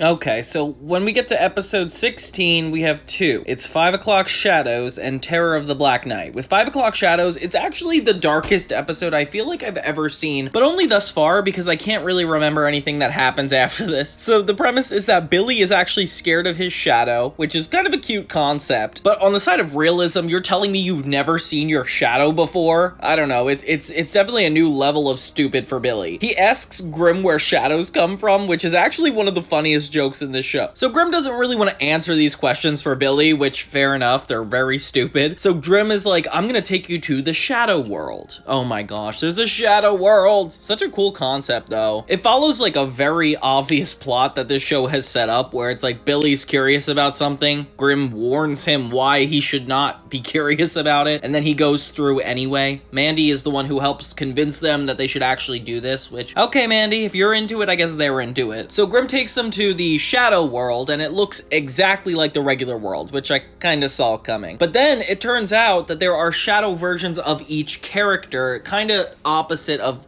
what they're like. Like Mandy has positive, peppy version of herself, which obviously she finds super annoying. In my enchanted unicorn garden? Grimm, destroy her. Now! Billy's shadow self is actually dumber than regular Billy, which I find hilarious. And there's a really specific rule about this world where they can't go through doors, which, why is that a rule? I guess we're about to find out. Turns out they're stuck in this realm for at least 24 hours. Like, they have to stay before they are let back into the real world. And it kind of reminds me of the yin-yang world, not in terms of the time, but in terms of, like, the backwardness. Yin-yang world in Shaolin Showdown is this, like, land of opposites and positives, and I don't know, it's just kind of trippy. If you've seen that show, you know what I'm talking about. So the plot is essentially them having to put up with their shadows for the next 24 hours. So we think this is about to be an episode where Billy and Mandy are completely boggled down by the dark realities of this dimension, but then we kind of get a spirit for what the show is actually like, because Billy and Mandy essentially ruin the shadow world. And this show is really good at flipping you up on your expectations, because Billy and Mandy are the most simple, mundane kids, but everything that, like, comes from the underworld or Grimm has such a visceral reaction to them. Like, for some reason, they are in complete control, and they don't even seem like they want to be. Except for Mandy, of course. Immediately, Billy goes because he's curious about a door, and he meets this giant pickle-like man, revealing that there's a million different Billy shadows, and if he goes through that door, oh wait, it already happens, there's a million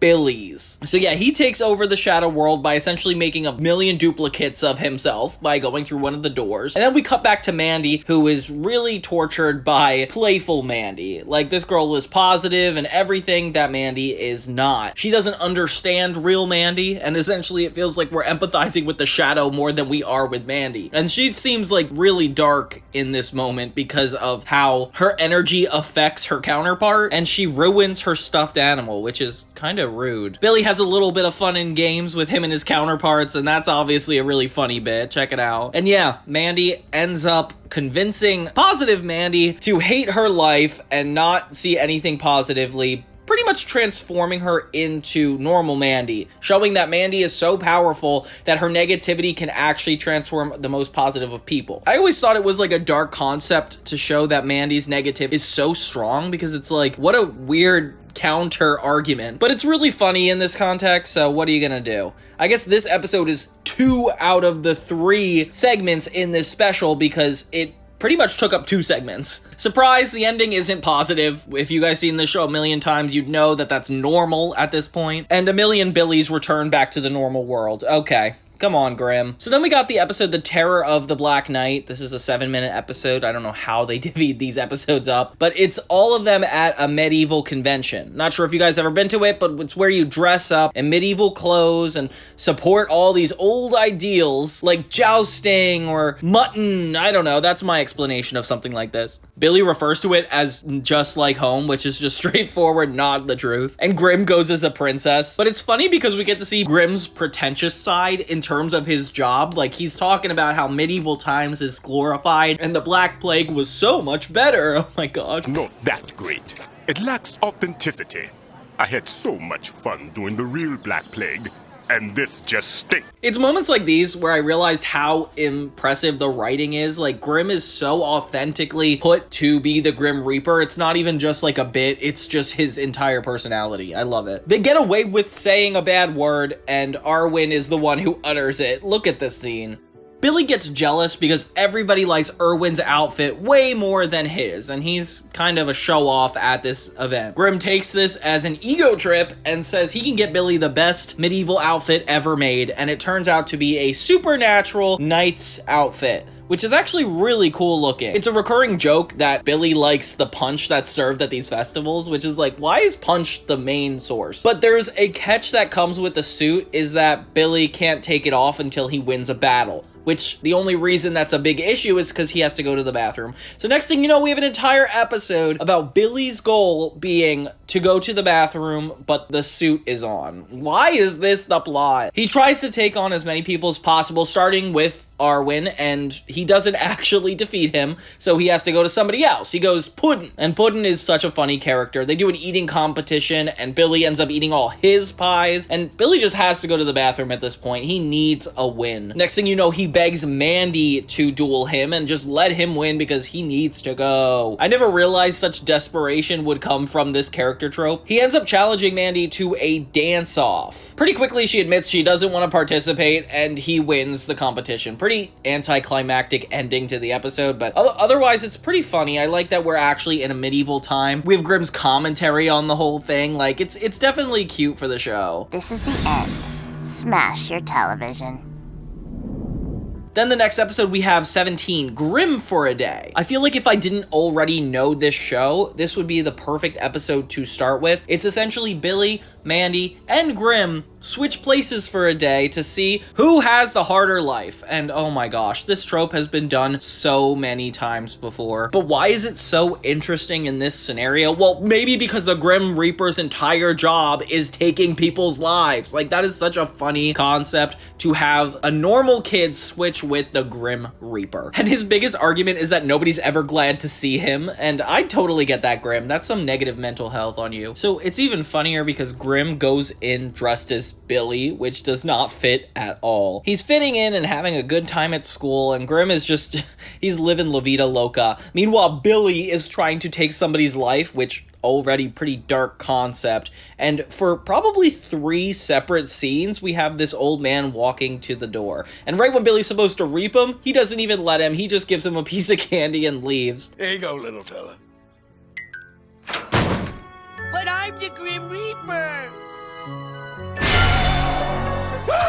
Then conflict actually happens when Grim starts turning into Billy. One by one, his nose, his feet, he's becoming Billy. And that's the same thing with Billy. He gets skeleton legs and he's turning into Grim. With them just both running fast as possible to try to get to one another, they just end up turning into each other, and that is the end. Okay, so I guess nobody won, question mark? Then we got a funny Dragon Ball Z parody. This episode's called Chicken Ball Z, and I've always thought this one was kind of gross just because of the chicken ball part, but at least it's a Mandy episode. Like, she's doing karate in this episode. Clearly Billy does not want to be a part of it as she beats him up. So Mandy really wants to win the karate competition because it's a $50,000 prize. When she asks Grim for some kind of special help to do it, he is denying her, which makes her kind of insecure. She's like, oh, I'm relying too much on Grim's support, which is kind of crazy that she's like that strive for power that she doesn't want to take help. So she ends up finding this mystery shop with a suspicious man, but it's also kind of like a thrift store. I can't tell if it's like a fortune teller or what. And he tells her that she can have extreme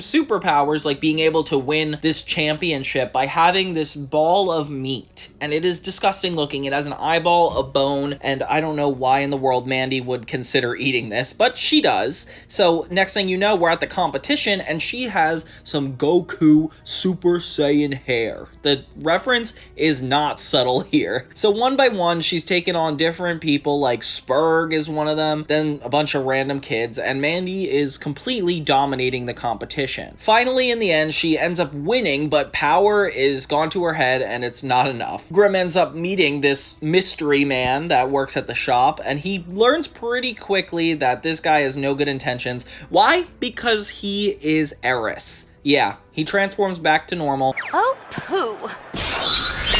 You tricked me, you bonehead. Grimm decides to have fun with this, so he ends up giving the chicken ball to Billy, having him become Super Saiyan and take down Mandy. Oh my gosh. So this is all out of their pure entertainment, but watching Billy and Mandy go Super Saiyan on each other is really funny. It's like all the anime tropes in one sitting, and it's just funny seeing Western humor parody something like Japanese humor.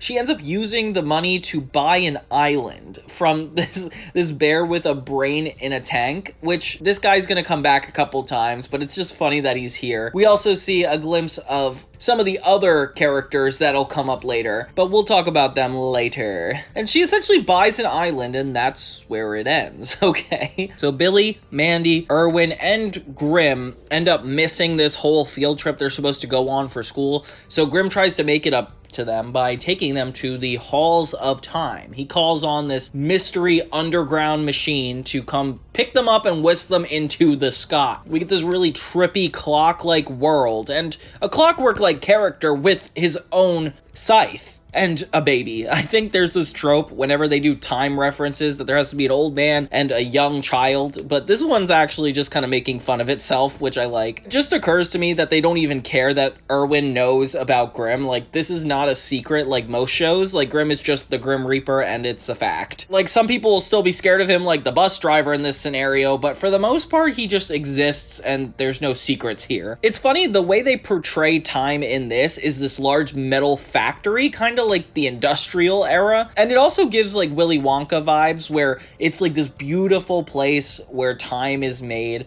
and Billy and Arwen run off to do their own thing, kind of like that bubble scene in Willy Wonka. They get directions from the baby and it's pretty dark thinking about this concept, because there's a bunch of hourglasses that Erwin and Billy stumble upon, and it turns out each of them represents people's lives and how much longer they get to live. And whoa, this is really dark. Like, you can mess with the sands of time and it could turn you back into a baby. It could turn everything forward in time to where you're an adult. Like, it is a really trippy concept. They even end up killing Billy's dad. Oh my gosh, this show has like no remorse. Mandy ends up looking for Arwen and Billy, and oh gosh, they end up stumbling upon Grimm's time, which is insane. This is so scary. The Master of Time gets really upset, and so does Grimm, as they pretty much have to leave after this. Turns out they ended up leaving before they actually fixed the sands of time, and one by one they all transform back into children on their way back. Hey, Chihuahua. Mandy? Do you think maybe those dopes put the hourglasses back upside down? We gotta go back and put him right side up before we disappear.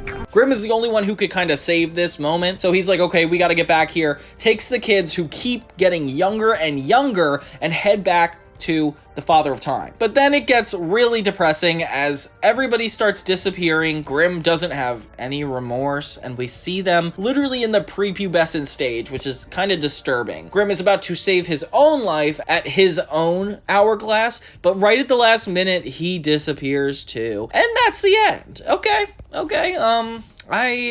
I really feel scared of this show a lot of the times when I'm watching it, because these concepts are scarily real, you know? But it's definitely really good storytelling. Like, I can't believe how impressive this concept is to me. Then we got, ironically, the Halloween episode of Billy and Mandy, which is kind of funny because it's like literally it felt like every episode up until this point was a Halloween episode, but whatever. It's called Billy and Mandy's Jacked Up Halloween, and it's the first like full episode of Billy and Mandy, like where it's not just split into 2 parts, but this entire situation is all one episode. And I had to do it last year for my Halloween specials, but I kind of wanted to go over it again in a new way, because my perspective has changed. We get a nice opening with actual cinematic experiences, and we get to see Ennsville the way it was meant to be. Super horror. This time with intention, where everything is always passive horror, but this time it actually is trying to be. Billy didn't know up until now that it was Halloween, until Mandy shows up dressed as Hamlet, with Grimm in her hand, which is definitely a funny reference. I'm not sure if you guys know what Shakespeare is.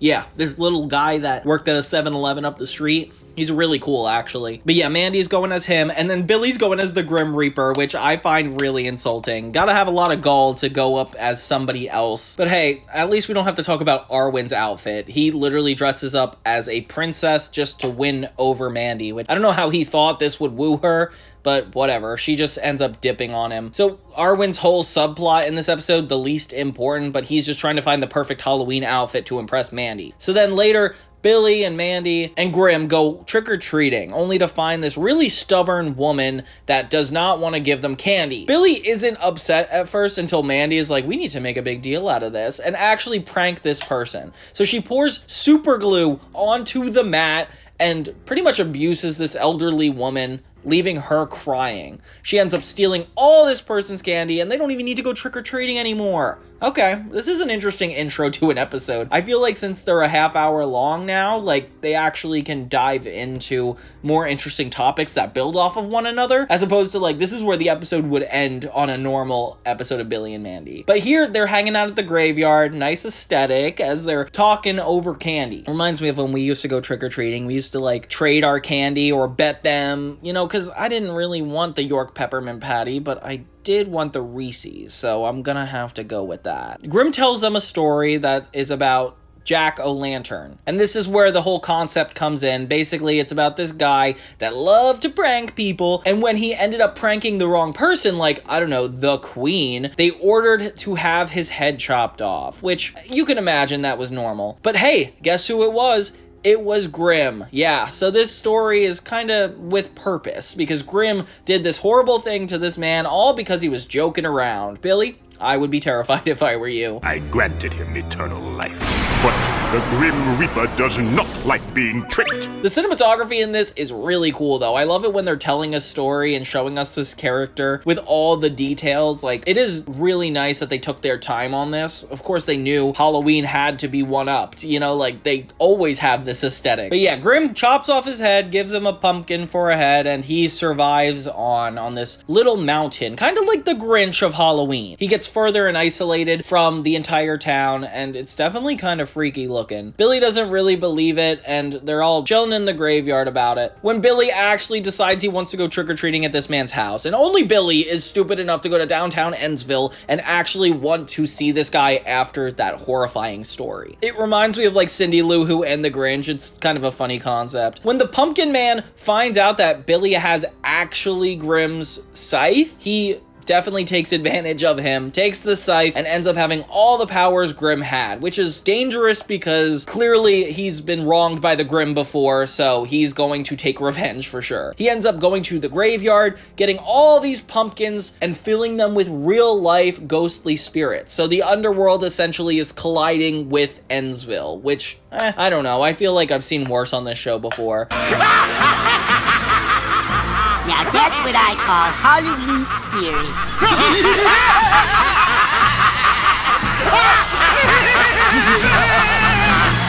So yeah, this guy essentially takes over the entire town, and I don't know how Mandy and Grimm have yet to notice. Like, it takes until Billy shows up with a giant pumpkin to realize something is wrong. Then they remember that the original Jack, before his head was gone, was super into pranks, and he can't resist them. Like, that's all he cares about. I like that that's how his character flaw. So Mandy and Billy kind of team up when he's about to hurt Grimm to make a bunch of pranks go on all at once, getting him to laugh, and it works. It works really well. So he's about to take down everybody in Ennsville, and even though it works really well, they're still not able to defeat him. He catches them at every turn. In the end, though, guess who saves the day? Yeah, Erwin has the perfect costume. It's a knight in shining armor, but the whole point is that he is a klutz wearing it. Like, he falls down, ends up eating bees by accident, and everybody just laughs so hard that the spirits die and everybody is saved. Didn't realize that that was a possible solution. But this gives Grim enough time to get his scythe back and stop Jack, throw him back into the underworld. The point is, it's a really good Halloween special with Jack being sent right to the underworld. They really utilized everything Billy and Mandy had going for it to make this Halloween special good. Like, we've got the great animation, the colors, the internal backstory between Jack and Grim, and then somehow like fun and games between Billy, Mandy, and the jokes they play on Arwen.